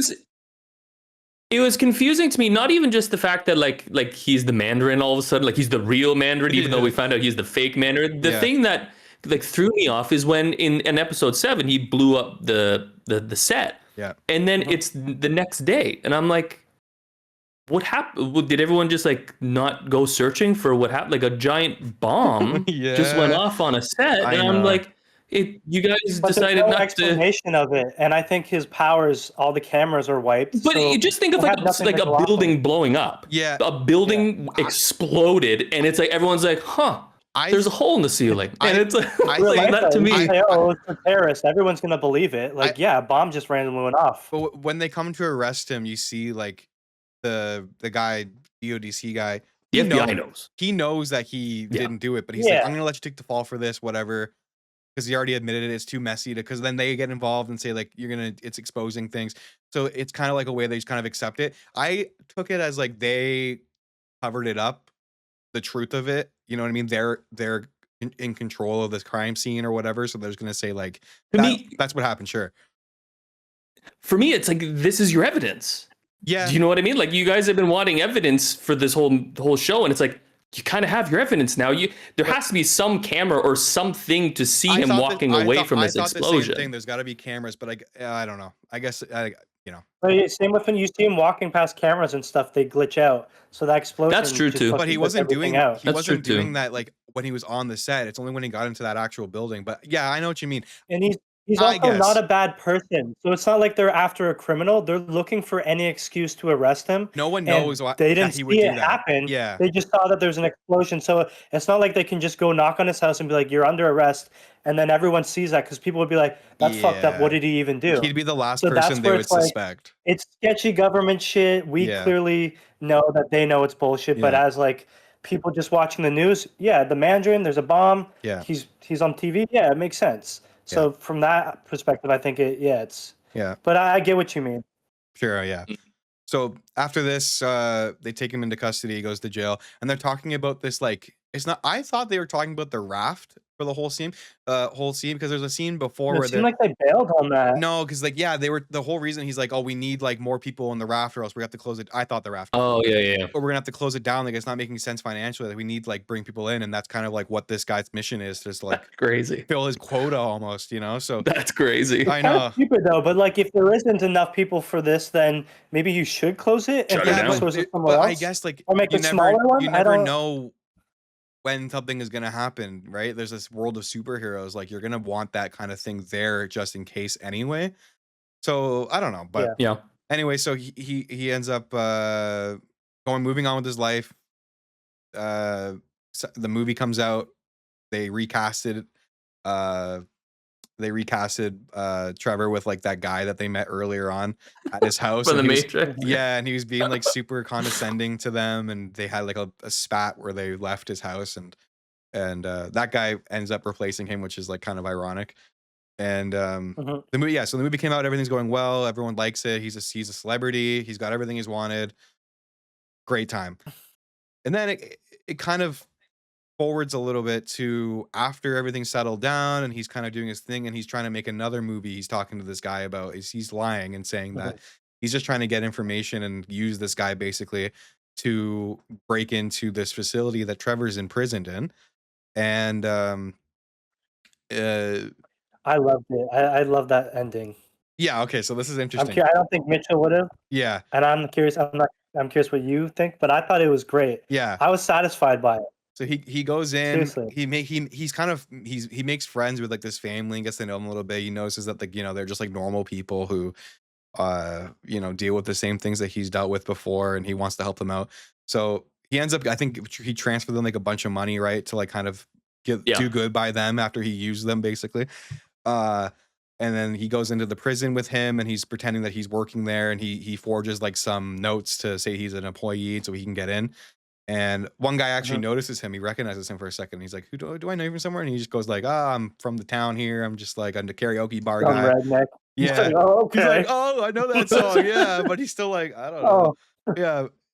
So they go in, and then you have the moment where he kind of he's I don't know if they are implying that he's like fully able to control himself or whatever. It seems like that, but he's able to, like, as he's walking by, like you said, he turns the cameras off, and he's kind of like doing a superhero moment. He's like got his like he's confident in himself with his powers. I think it's because this is the character development. He changed. He's confident. Now he's sure of himself. Yeah. He's not trying to hide that part of himself. He's actually like a better person. Yeah. And so you just see that. It's not this like anxiety driven power where he's about to explode. You see him like slowly breathing and harnessing it. So I thought that was really well done. Yeah. And then he ends up going up to his cell and meeting him, and he's like, "Dude, what are you doing? I did this all just so you can get out." And he's like, "I'm not going to leave you here, bro." He's like, "How'd the movie go?" And he's like, "And he's like, "Who replaced me?" And he like won't tell him. So that was funny. He breaks in and he can fly, I guess, and he flies out. The flying scene was cool. Yeah, I wasn't expecting that. But as this is happening, they're also kind of like realizing how strong his powers are. There's like a voiceover where they're like, he can control ionic energy or whatever they said, and that means like he could be like the powers are like crazy, limitless, limitless, and we should either get control of it or we got to stop him. And the series ends on that, breaking him out. You realize like how strong he potentially is. and that's it. That's the series. For It me, just I think ends. the sentiment, yeah. the sentiment was nice. Like I did enjoy the ending in the sense of what he was trying to do. Mhm. I did have a little bit of problem of him walking into a facility, people noticing who he is, and I then get it. he It's sings to get out of a situation. I'm like, okay, Robert but Downey like the Jr. sentiment. Yeah, What are you doing here? yeah. There is a bit of He like just played the biggest suspension. Yeah. superhero role. Yeah. You do kind of have to turn your brain off, I guess, for certain things, and just either like it's either you're like cool with it, you're like okay, whatever, or you just go, that's dumb, I don't buy it. So Yeah, the sentiment was good though. I'll give it that. Like the sentiment, I actually enjoyed that. Actually, to finish it all off. Yeah. Right. You needed that, but I the way to appreciate get there I was a little hard. appreciate it But for the first time ever in this thing, there's no like, it's not like the cliche, like every superhero movie or show. It's like you introduce yourself to the character if you don't already know them. You kind of do a little bit of a origin story, mini or whatever, full on sometimes. Mhm. You go through, they learn their powers, they struggle with their powers, they become stronger, there's a villain, they have a final boss fight, and then there's some cameo No, I thing get that what they're you like, mean. here's what we're setting up, here's the cameo at the end. He'll be back in Avengers Doomsday. You know what I mean? They didn't do any of that in this. And I was like, fuck, thank God. Yeah. Like it's so fucking refreshing that we're not having a big boss fight at the end, and it's not like super high stakes and oh my God, fucking the X-Men are here to talk to Simon Williams and you know what I mean? Like it's just like that's it. Like And they released all the episodes so we could go at our own pace. We didn't Yeah. have to wait weekly. We didn't lose the hype. this I definitely was wouldn't in have it with the worked characters. if it wasn't bingeable. An episode do you think it ended, would? I'm like, Do you think the I need views to- would have dropped off? Oh yeah, for sure. Yeah. If it would have been Yeah. weekly. It No. works Because so it's a much slow better as burn a with no binge. action. Yeah. Yeah. I think they did a Even good though it's good well done and yeah. it paces well, yeah. that weekly People episodes don't have would have attention screwed up the spans. entire thing. They don't. Yeah, I even know. even shows that everyone loves, like Fallout, for example, which we're going to talk about. in a Breaking minute. Bad's so slow, such a hard start. I can't get into it. Like, bro, come on. The weekly stuff, it works for most things, I think. If as long as they're well done, like HBO shows work pretty well for them. But Mhm. I think they made a great decision making this bingeable and just putting it all out. Because now word of mouth is going around, like we mentioned at the beginning, and people are starting to pick up on it and realize, like, oh wait, this is something different. Like this is good, and it's not being spoiled by like weekly fucking, dragging everything out, and so Yeah. good decisions overall. But anyway, so that's the series. We've been going for almost an hour and a half now. It's a little longer than I thought it was going to be, but that's okay. I think we basically covered everything. If you guys have any other thoughts before we move on, like just overall general thoughts or anything you want to add, let's do that now, and then we can Go ahead, Trev. I was just very impressed with it. I'm not saying this type of tone would work with every future project. Mhm. For this character, it worked, and it made it really interesting and fun. But like, it felt real grounded and really good acting, great character development, and it's all stuff I feel like Marvel was just lacking. So to see this, it was a good time. If everyone made it to the end through here, like I did give it a thumbs down, but it's like I would have. Yeah. It's not a bad show. It's really not a bad show. To me, it was just. It is very different from a usual MCU show, which I was very happy about because at least, like Edwin said, it's they break away from what they usually do, and I think that's a very big positive. And I think they should continue to try things out like that. Yeah. Because if they do, like you said, it keeps it fresh, but it also makes it so. I don't know, because I don't know their plans coming up. I don't know what movies they're doing. Do they even have a TV show other than Daredevil? No, I don't think so. Which I would be okay with if they stopped doing TV shows, to be honest. Like animated, but they can even do this. Even if they did with. Sorry, yeah. Yeah, like no, it's okay. It's okay. It's just for me. It's just refreshing. It's nice. I didn't enjoy it as much as I wanted it to, but it's like if they continue to keep experimenting, I think this could be promising for the new upcoming MCU projects that are coming. Well, Mitch, I'll ask you this: imagine that type of care, but with a character that you really like and enjoy already. Right. That's like someone we had no idea about, very unlikable, but they could still make something decent, right? So imagine it's doable. Yeah. Mm-hmm. So it'd be you can see now it's doable. You can do it. It's just they have to do it. I guess that's it. That's all I really have to say about it. Yeah. I mean, I agree with. Well, honestly, I don't have anything to argue with any of you guys. Yeah, I think we're we're understandable. I'm looking forward to seeing how his character if they choose to bring him back in anything or do another season or whatever, I'm really looking, because he's now become a character that I really like. I really like top whatever characters for me. What? Yes, Mitchie. Is he replacing Miss Marvel or what's her name, Captain Marvel? What do you mean? He could be replacing She-Hulk because she's gone. There's a lot of she's not in the new Avengers or anything like that. Yeah, it just seems like she's kind of been kicked to the road, and now you have this new guy coming in. It's like and his powers are similar to hers in a sense. If Doom is trying to collect powerful beings, someone that controls whatever ionic energy, it sounds like something Doom would be fucking with. It has got me interested to see where that goes, though, with whatever they're going to do with him. Just quick question, though, guys. Where do you guys put it? Like, don't have to be so specific, but like one of the better Marvel shows. It's the best. It's the best, in my opinion. It's the best. To me, I was about to say the same. I think it's taking away Daredevil.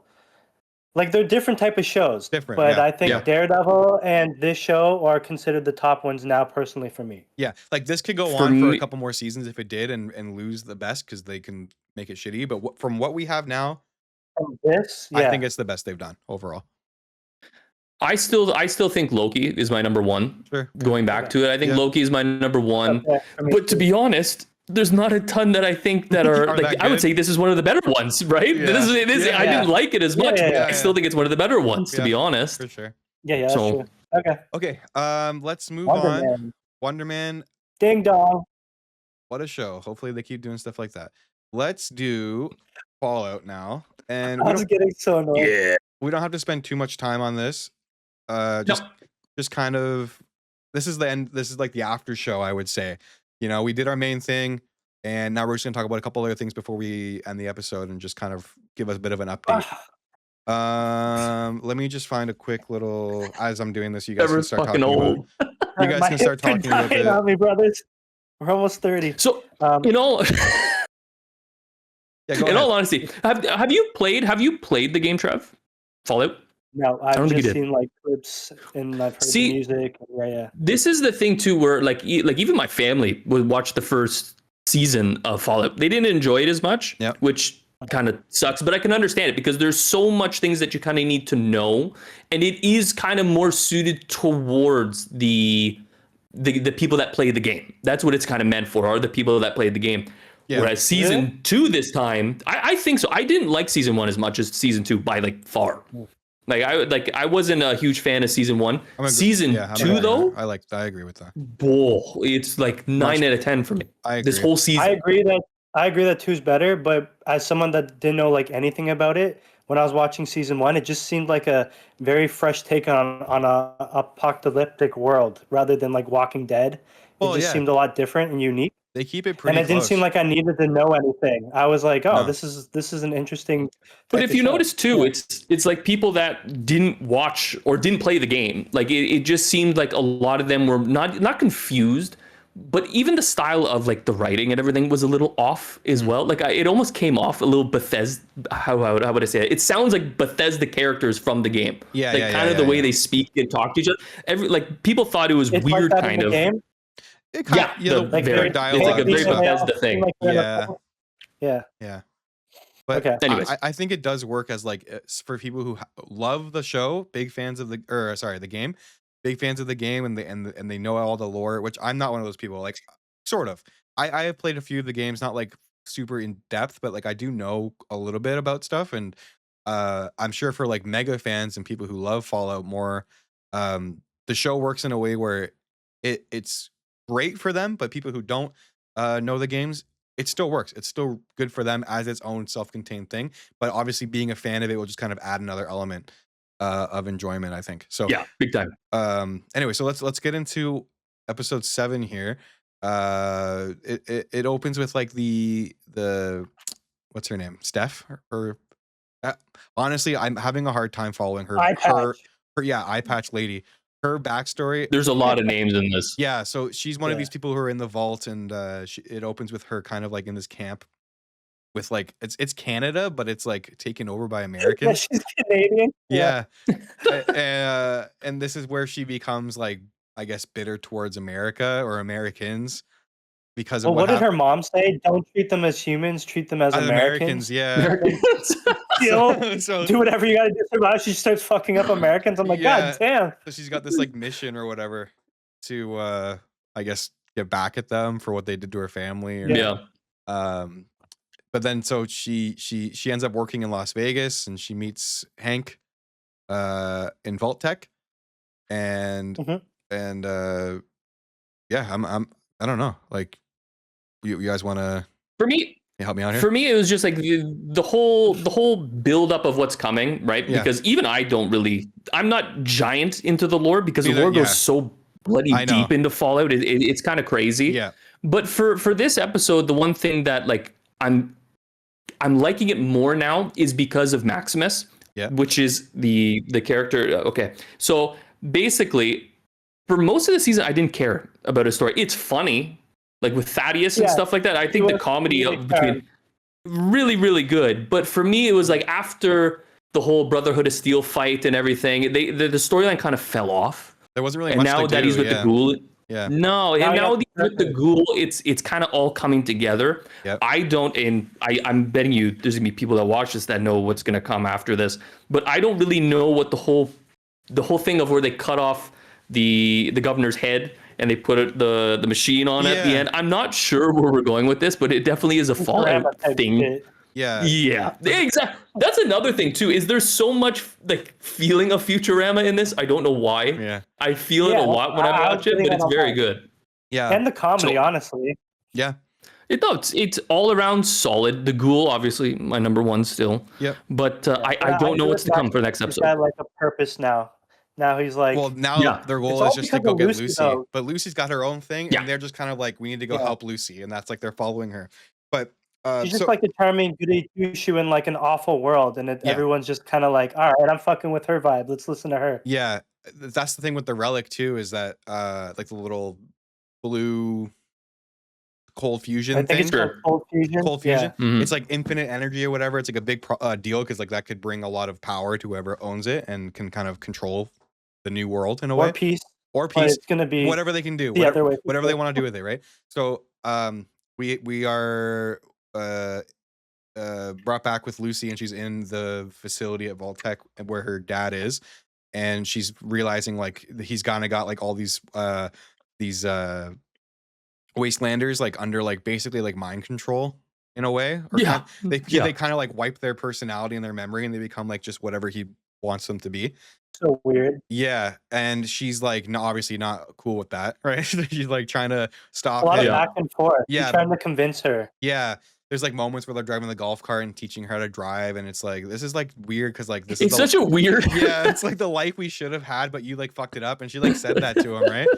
Yeah. Yeah, it's your fault, Dad. What the Yeah. fuck? So while all this stuff is going on in the vault, and she's kind of like figuring out what's happening there and trying to put a stop to it, upstairs in the real world, the ghoul Thaddeus and Maximus are trying to get into Yeah. the Las Vegas Strip, or the New Vegas Strip, I should say, and get rid of all the death claws that are blocking a lot of that area, and also kind of keeping The the action people. seems to have been sick. Yeah, the people that are in New Vegas are kind of fucked because they can't do anything with these death claws running around. They can't like expand or really do what they want to do.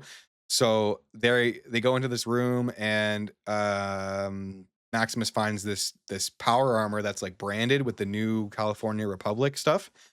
And I guess that means a lot to them because he comes out when they do that cool scene, the walkout scene where they're all in line and they're gonna do something crazy, and everyone's kind of looking at them like, "Whoa, wow, this is so cool!" And Maximus finally gets that moment of like, because he's always wanted to be like kind of like a knight or like have like respect Yeah. and like people looking up to him, and he finally gets that. He's a little Yeah. kid who's like excited by him and looking up to him, and he looks back and he's really appreciative of that. And they Those go, suits look so good, by the way. yeah, it's like a special like modified suit. It's really cool. It has like, it's like almost made, it looks like, to kill death claws because it It has just that feels blade. real when they're walking and Yeah. they're hitting stuff. Like it Oh, looks I like, know. okay, this is a real thing. Oh yeah, and the whole series is filmed with film cameras, which gives it that like kind of gritty look to Yeah. it, Okay. the warmth and everything, which I really love. It works. It looks great. It fits that old like apocalyptic wasteland kind of vibe like really well. It works perfectly for Fallout because it's like it's kind of like retro futuristic, So anyway, they get into the New Vegas Strip. and we have like our final, or our finally we get to the Death Claw battle, and there's a few of them there. He starts fighting them. It looks really good. The Death Claws are obviously very strong, and the only thing that really can kill them are like power weapons and stuff like that, and the power armor. Mhm. And I thought it was a very entertaining scene. Not as much, I have to say, as I thought they were gonna do. I thought it was gonna be like a lot more drawn out, like But big battle, and it was pretty quick. But it Is was it done though? I with feel like Maximus is still technically fighting because it ended with him being like they broke free to where still everyone else blocking was. yeah, it yeah, in. yeah, Yeah. yeah, I yeah. think next episode is gonna I, carry on to him I thought we were gonna fighting have that still while the all. ghoul Yeah, yeah. I just thought that in was the gonna be moment. Yeah, done yeah. in that scene or that episode there. But Oh, his friend. What's the friend's name? The dork. Thaddeus, The Thaddeus. his guy arm who's just trying to falls off. talk to. Yeah, It's like, so you're a ghoul. You know what happens, but he clearly is going through something So else. that's another thing too. Is like someone's gonna know this that it's not me. I think he's something else. yeah. So what- he's not an clearly actual not a ghoul. ghoul. no. There's a thing. But there is. I've seen online. There's something that he actually is, but he Tell how thinks the that he's ghoul a is ghoul. looking at him. He doesn't know what to say. He's just like, Yeah, he's like annoyed by yeah, I him. don't have that. Yeah. And he shows Yeah. that little thing on his arm. It's like a mouth. It's like, it's like what the fuck? Arm.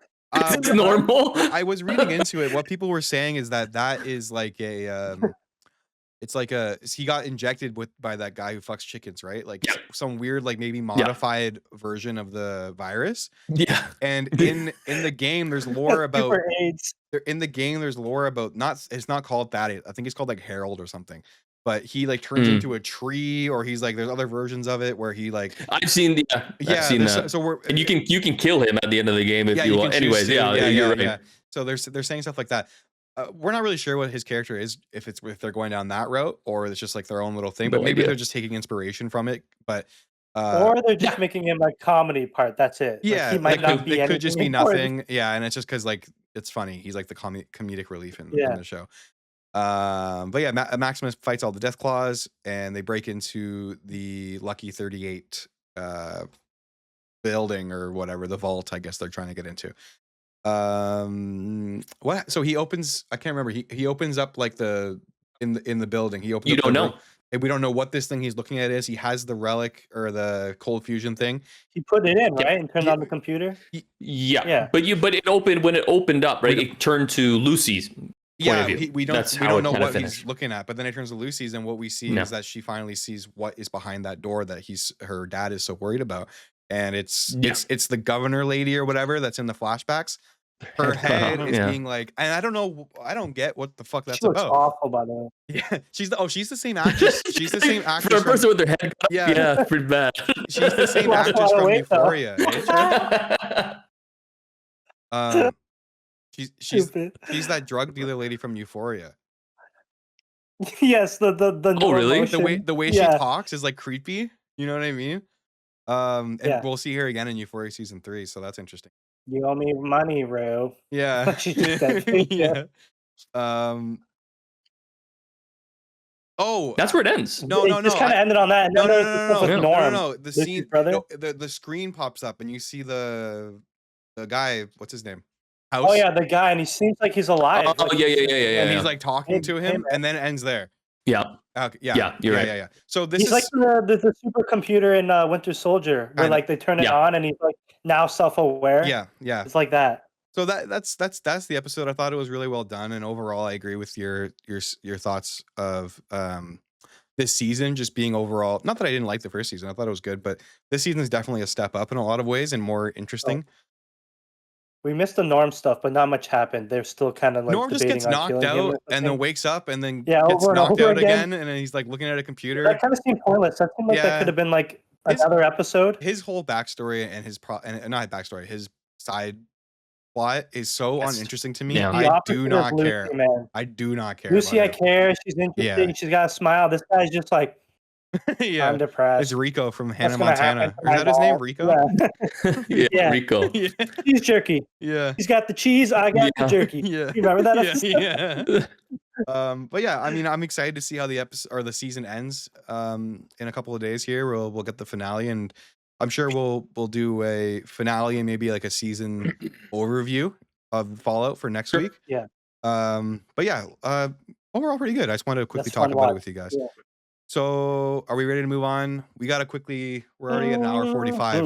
This is our first episode, by the way, Oh, that obviously. all. So we got to figure out timing. I think it's just taking a little bit longer because we did a full season of a show where it's not always going to be Yeah. this long. But yeah, let's get on to Night of the Seven Kingdoms. We'll just quickly talk about kind of our thoughts and feelings on it so far. It's still in review or review in progress, obviously. The season's just started.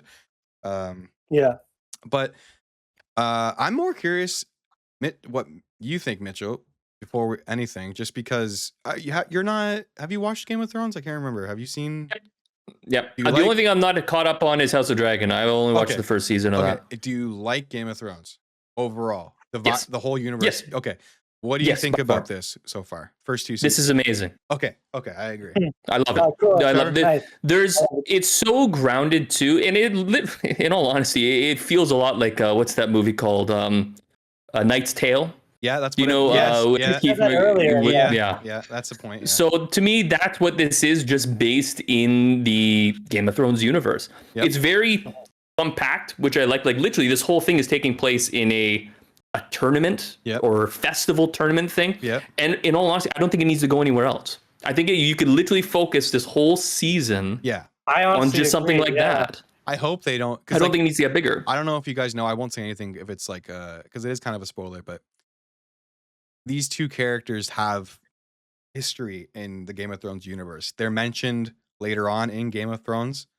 Joffrey's like reading a book of history in one season when he's with Jaime. Sir Duncan has 3 pages. Yeah, Sir Duncan, he's like, wow, 4 pages or 3 pages, whatever for Sir Duncan. He must have been a great knight. He's kind of like making fun of him, doesn't care. And Jaime knows, and he's like, well, that's what and there's like he has a lot of respect. But for people who don't know anything about him, that's all I'll say. He's a interesting character. We can move on from that, from the actual tournament itself. I just mean for this season, I don't think they really need to do anything else. This first season should be contained basically on that, but they already said they want to do 4 seasons, and it's going to be annually. They're already shooting. They're already shooting season 2 right now and working on it. So next year we'll get season 2, and then as we go. But I wasn't expecting this take though, because like yes, I feel like most people, if you're part of Game of Thrones, when you heard about this show, you did a little like, okay, what's this about? And you saw that he was considered a great knight. I didn't expect them to show that he's like this nobody, doesn't have the confidence. He's just getting into it. So we're seeing like the rise to his glory, which is such a cool take. And I thought it was going to be like, he's already a badass, we're ready to go, but we're seeing this like friendly giant like just work his way becoming a knight, and he I don't know, he has such an interesting story from just the 2 episodes we've seen. And I love how kind of fresh it feels overall, because House of the Dragon and Game of Thrones kind of have similar stylistic feels in terms of how they're presented. And even like the plot elements of it, they're very like high stakes, like very serious, like, you know, end of the world type kind of feeling things. Where this is just like, hey, I'm a knight, or I want to be a knight. I'm trying to prove myself. I got this little annoying kid who's following me around, but I kind of love him. And you love their little dynamic, and that's all it is. Let's just focus on that. There's comedy. There's a little, not like over the top, but it's like the comedy aspect is amazing in this. It's hitting. It's every comedic timing working. It's done perfectly. Like the thing where obviously that everyone's talking about at the beginning of the episode 1.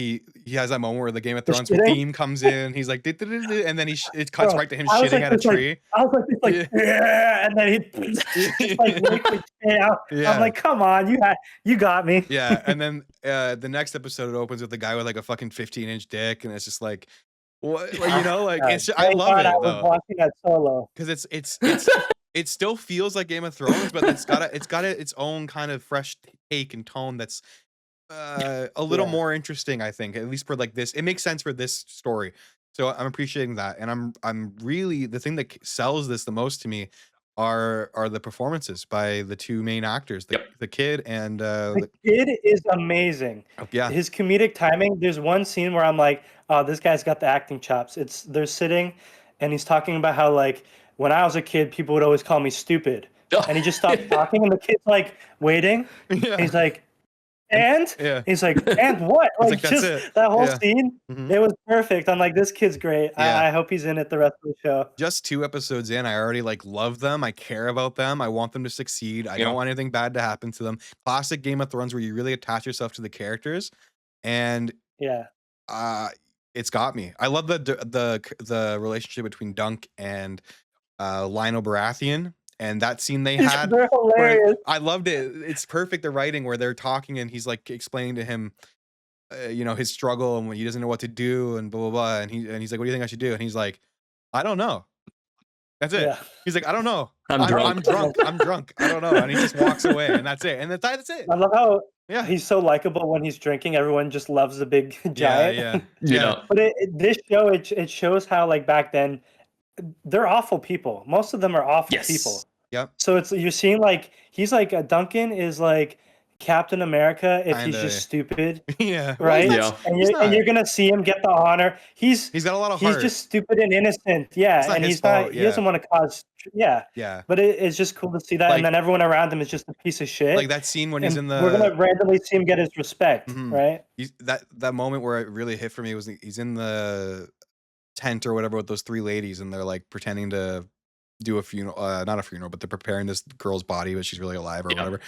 And he goes in there asking for help. He like wants to find somebody, and they're kind of making fun of him and laughing at him and whatever. And he's like, "Must you mock me? Like I just want a little help." Yeah. And they're like, "Oh fuck!" They're like, "Sorry, man. Like we didn't mean like." Yeah. Like that shit. He's like so pure almost for a world that doesn't seem like he would belong. And the other in. thing, he's been searching. He's been like literally riding through the world his whole life, right? Yeah. And that's the funny part is like he somehow still doesn't have any experience with people. Right. But he's been traveling for however long with this other knight, with his father, would you call him? I don't know. Kinda. They were like best friends, I would say.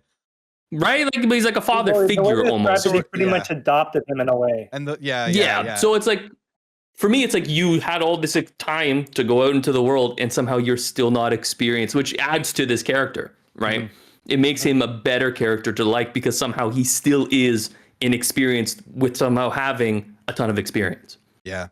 I really liked it. The dad was an amazing person. Like from the little clips we saw in the flashbacks, he just like he was a knight and he stuck to the knight way. But besides that, he was a dick. Maybe not the most like. He was definitely a flawed person. Yeah, but he was like lovable if you knew him, which was like. Yeah, he had good intentions. He wasn't an evil person, and that's what Duncan like gripped to in the knight stuff. And when he passed away, he kind of just was like, "I think this is my thing now." Yeah. And you're seeing that like build up. Yep. I'm really happy with the first 2 episodes we got here, and the only thing that kind of bothers me and it's weird because we were just talking about binging and weekly.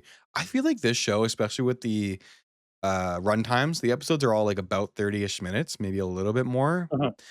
If they had, and I get it, it's an HBO Game of Thrones series. I understand why they're going to want to kind of spread it out, but they definitely could have just made this a binge. Like they could have released it all at once and it would have been fine. Yeah, I think. Yeah. I don't know. I'm looking forward to next episode. Actually, as we're recording this, it's about to come out, which is exciting. Yeah, I was gonna watch it after. Yeah. I was thinking like it seems just kind of slow, only because it's, for one, we are used to Game of Thrones, and yes, it had a lot of episodes where it's just like acting and like sneaking around and stuff like that, but it was done really well. But the fact that we're thinking of Game of Thrones, and then this show's about a knight, so you're expecting like fights and all this, and it's a tournament. But I appreciate the build up of him like learning the rules. He doesn't know. He's never been to this before. He just decided, I'm going to be a knight, and showed up to the first tournament. It seems pretty damn important because all the royals are there. So it's interesting. It's scary, but I'm excited to see him become this like total badass. Yeah, and again, the cinematography, the shots, the acting, the editing, everything is top quality. It looks incredible. Honestly, I prefer some of it over, other Game of Thrones stuff. Yeah, just because there's a lot of, it feels more like medieval and more countryside and more knight stuff, which is something they haven't really explored too much in Game of Thrones. And I'm a fan of all that stuff. I really love medieval knight, jousting and all that kind of stuff. So that imagery is really nice to see in this way. But yeah, we're next episode. I think we're going to be getting some actual act. He's gonna at the end of this episode too. He's kind of sitting there. He's like, "They'll see who I am. I'm going to prove myself." And they're Oh, and we're seeing a makeover. He's getting his shield painted. He's finally got armor that he purchased. He's saying, so we're gonna see him become a knight. I'm the legacy of Sir. I'm forgetting his name right now, but the guy the night before him, and he wants to really means a lot to him, and he wants to prove himself. He So seemed like he was locking in by the fire. Yeah, He was yeah, just yeah. like thinking about like, no, he's gonna get all his shit, and he's like, okay, now this is serious. yeah, so I'm very, very happy with it. Looking forward to the rest of the season, and we'll keep up with it here on the channel for sure. Yeah, man. Okay, let's spend maybe the next few minutes just briefly. If you want, Edwin, we could hold off on Resident Evil for next week if you want. I didn't really have That's too another much thing to say about it. I just thought maybe we'd just talk about our hype levels and our expectations, and just kind of maybe Oh, sure. just a few minutes of before we actually get the game and we can really dive into it. Pretend Obviously, I'm not here. no, here, listen. Let me explain something, okay? Resident Evil. It's quick. It's quick. I actually just got this past weekend. I've been introduced. I got my brother to finally play Resident Evil 4, the remake, Yeah. for the first time, and I'm just sitting there watching him take it in, and kind of this never really played Resident Evil before, like not by himself. He's like watched me play like RE2 remake and maybe Resident Sure. Evil 7, but this is his first time really playing it for himself, and I'm watching him like finally get it and click with why I love Resident Evil. Is my favorite game series, I think, of all time. Yeah, point blank. I think it's just I just love it. It's survival It's up there. horror. It's the best made survival horror in my opinion. The story is amazing. It's Japanese, so you know there's quality. The the engine, especially this new remake engine, one of The the best. Capcom engine. Yeah, they have, the RE engine or whatever. It's the best, I think, industry standard. Like so well optimized. The graphics are always incredible. Every time they put out a new release, it's pretty much bug free, and it just runs like fucking butter, man. It's amazing. So Why I can't play those games? They're too well done. It literally freaks me out. I don't have fun at all playing them. Watching they're you puzzle guys do games. it, They're kind of I like get it. puzzles. Yeah. Yeah, but that's what I love about it. And it's got obviously you got the horror elements to it. Every game kind of has a different vibe, but RE9 looks like they're kind of taking everything we like about Resident Evil 7 and Village, where yeah. you have like well, 7's basically all horror. Resident Evil 8 or Village is kind of like a mix between Brings it horror back. and action. There's a little bit more action. And this new game looks like we're going to get a lot of really focused horror and that kind of third person or first person vibe that we love. That's kind of fresh for Resident Evil with Grace, right? Her name? Yeah. Grace, which is like a newer character. And then, you know, they've obviously introduced Leon as being in the game, and that'll be more like Resident Evil 4 remake. Is that the main character? Leon Kennedy is like Yo. the main. He's like Chris That's the guy Redfield. with the Justin Bieber hair. Yeah, and he's like a little older Okay. now, and we haven't seen Little anything. man. He hasn't been Okay. in the series since Resident Evil 4. Like he isn't. 6. Or 6. Sorry, 6. Oh, so fans must be hyped. Okay, 6. that's cool. Yeah. 6 wasn't the best game ever, but people still care about Leon, obviously, and this is the first time we've seen him in a long time. So and we're going back to Raccoon City. There's a lot to be excited about here, and I can't even explain how excited I am about this game. In just a couple weeks, we'll be getting it. Yeah, Cool. and Have you guys ever shown what any is it, gameplay, or 26? have you guys played? 27? 27th it comes out. Ooh. And yeah, so I was just about to say we're gonna figure out how we're gonna do it maybe, but I'm thinking maybe we'll do some sort of like review, or just not even a review, maybe just our thoughts and just kind of break things down. And I'll record gameplay and we can show stuff, and it'll be kind of a different thing. But we'll figure all that out. But anyway, I'll just say there will be coverage of it on the channel in one way or another. So yeah, I'm sure you're also on the same page, right, with that. Excited for it. 100%. Well. Yeah. 100%. I don't know what to expect. Like, in all honesty, it still could flop. I have no idea. But it's just the fact I have so much confidence, especially where Capcom is right now for making video games. They're actually hitting it out of the park. Yeah. So I really think that it's going to be an amazing game. It's going to be probably a top 3, top 4 game of the year for me. Yeah, probably. For those games, has there been a flop for you guys? Not in the last few 5, years. 6. Do you know what? I will be honest. Resident Evil Village, it's not a flop by any means for me, but it is the weaker out of 7, 8. So Biohazard and there's definitely some criticism with some of the things in that game for sure, but overall, I still love it. Yeah, I can't really hate on it. But Okay, No. Cool. I think that's it. This is our first episode. We just about reached 2 hours, Wait. which is good. What's up, Jeff? Jeez. I'm curious if you guys want to do this thing. If you have anything to say, like if we have like a recommendation, like if there's a show that you want to recommend, a movie, a game. Mhm. If you don't have one, you don't have to say it. But if you got one on the top of your head, just Yeah. I feel like that's something we could add. Yeah, for sure. We're going to be keeping up basically with every major television release that we're able to all kind of follow along with, and whatever's just most interesting to our audience. But I mean, even just a random one you watched Yeah. at some point, that, Yeah. like maybe we haven't discussed, just to like Yeah. spread it out to other people. Yeah, we're very open to any kind of ideas, and whatever you guys want to see us cover or whatever, let us know, and we'll definitely consider that stuff. But yeah, that's the first episode. Beauty. This also, I just wanted to say, if you made it all the way to the end here, this also will be available on Spotify in like podcast form. Ooh. If you prefer watching that or listening to it or whatever while if that works for you, that can be an option as well. So that's all I wanted to say. Looking forward to next week. We'll get back together again and we'll continue on. All right. Sweet. See you, boys. All right. Thanks. See you guys. See you later.